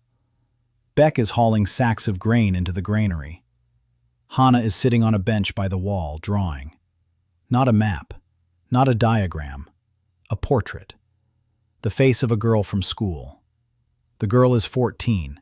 She came to Harmony 2 months ago, alone, without her parents. Hana draws her face with soft strokes, with charcoal on thin birch bark. The girl sits across from her and tries not to move. Hana smiles at her. Next to Hana is a stack of drawings, portraits of the people of Harmony. She draws everyone, because she can, because every face has a story, and because if she doesn't draw them, no one else will. Emily walks across the courtyard, tall, tanned, standing tall. Her leg has long since healed. She's training a group of 8 scouts every morning, running, stretching, orienteering, camouflage. Her loud laughter echoes across the entire courtyard when one of the new recruits confuses north and south. She catches Daniel's gaze from the tower. She raises her hand. She doesn't wave, she just raises it. He raises his hand in response. So-Yeon is sitting on the roof of the main building. She has an earpiece in. She's listening. She's always listening. But right now there's no tension on her face. She's listening and at the same time writing something on a piece of bark. Daniel knows what it is. She's keeping a diary. Every day. A habit she picked up in her 3rd month. She says that someday, someone will have to tell this story, and she wants the facts to be accurate. Julia is in the infirmary. She has trained 4 assistants. Basic first aid, bandaging, wound care, diagnosis based on symptoms. Julia has performed 11 surgeries in a year, all successful. 3 cases of appendicitis, 2 broken bones with complications, 1 severe infection, 5 injuries from the predators. Not a single fatality at the medical station, not a single one. She stands by the window and looks out at the courtyard, a mug of tea in her hands. When Daniel works late, she brings him food, silently.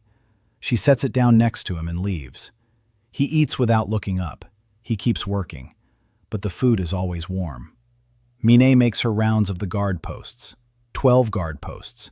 She checks each one personally, every day. Her security system hasn't failed once in 5 months. Not a single predator has breached the walls. Not a single person has been injured during the night shift. She's demanding, tough.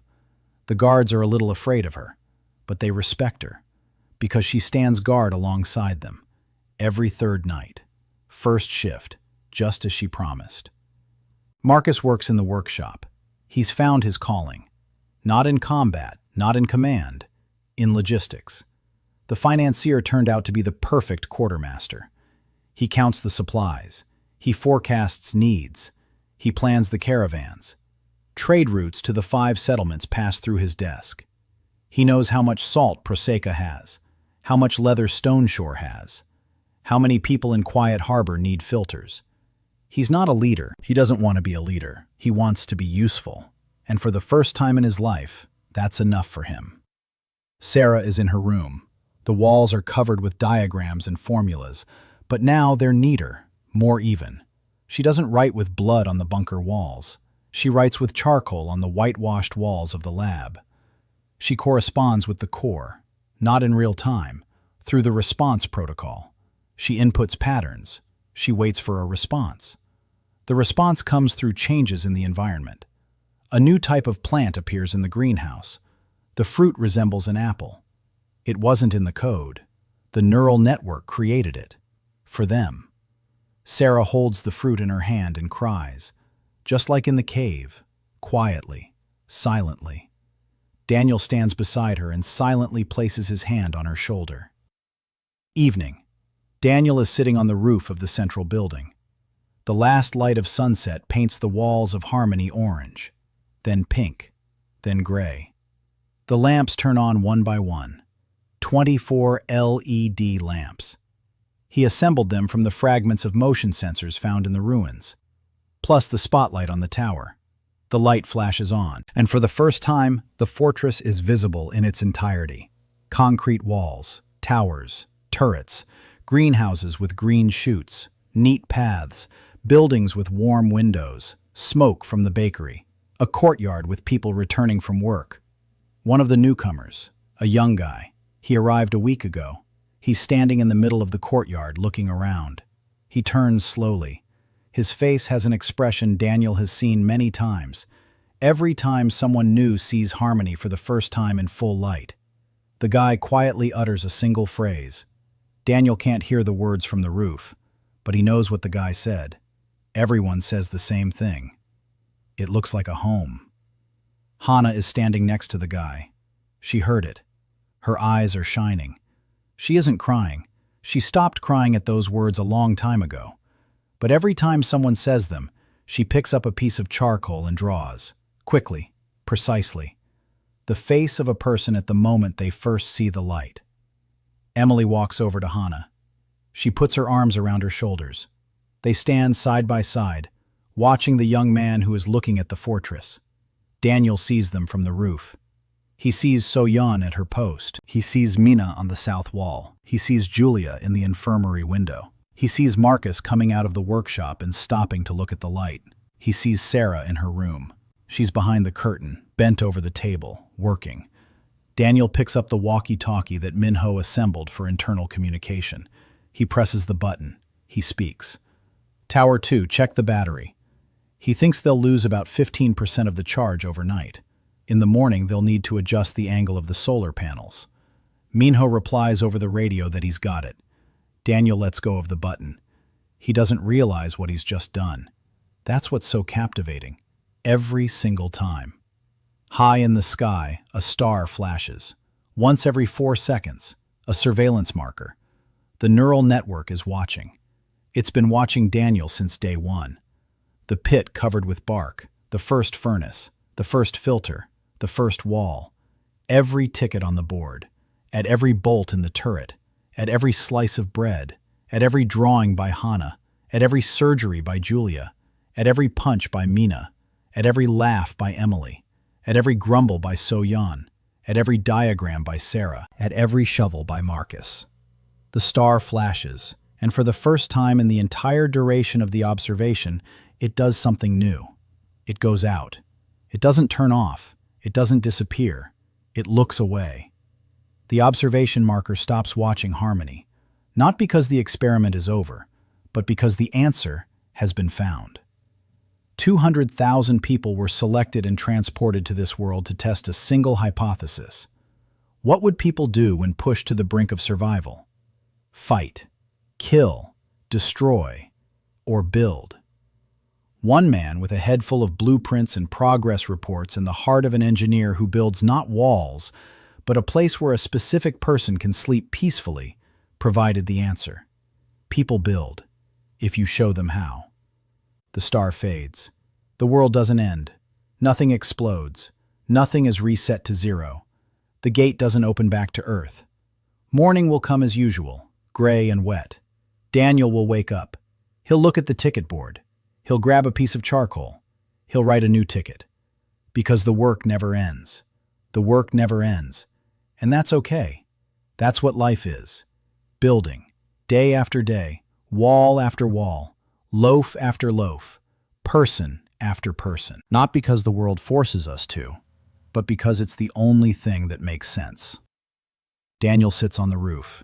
He looks at the stars, at the unfamiliar constellations of Arcadia -7, at the red moon rising in the east, at the gray one setting in the west, at his city below, at the people going to sleep in warm rooms behind sturdy walls. He rubs his tired eyes, stands up, climbs down from the roof, enters the central building. He lies down on his bunk. He closes his eyes. And for the first time in 365 days, he falls asleep not with a plan in his head, but with silence.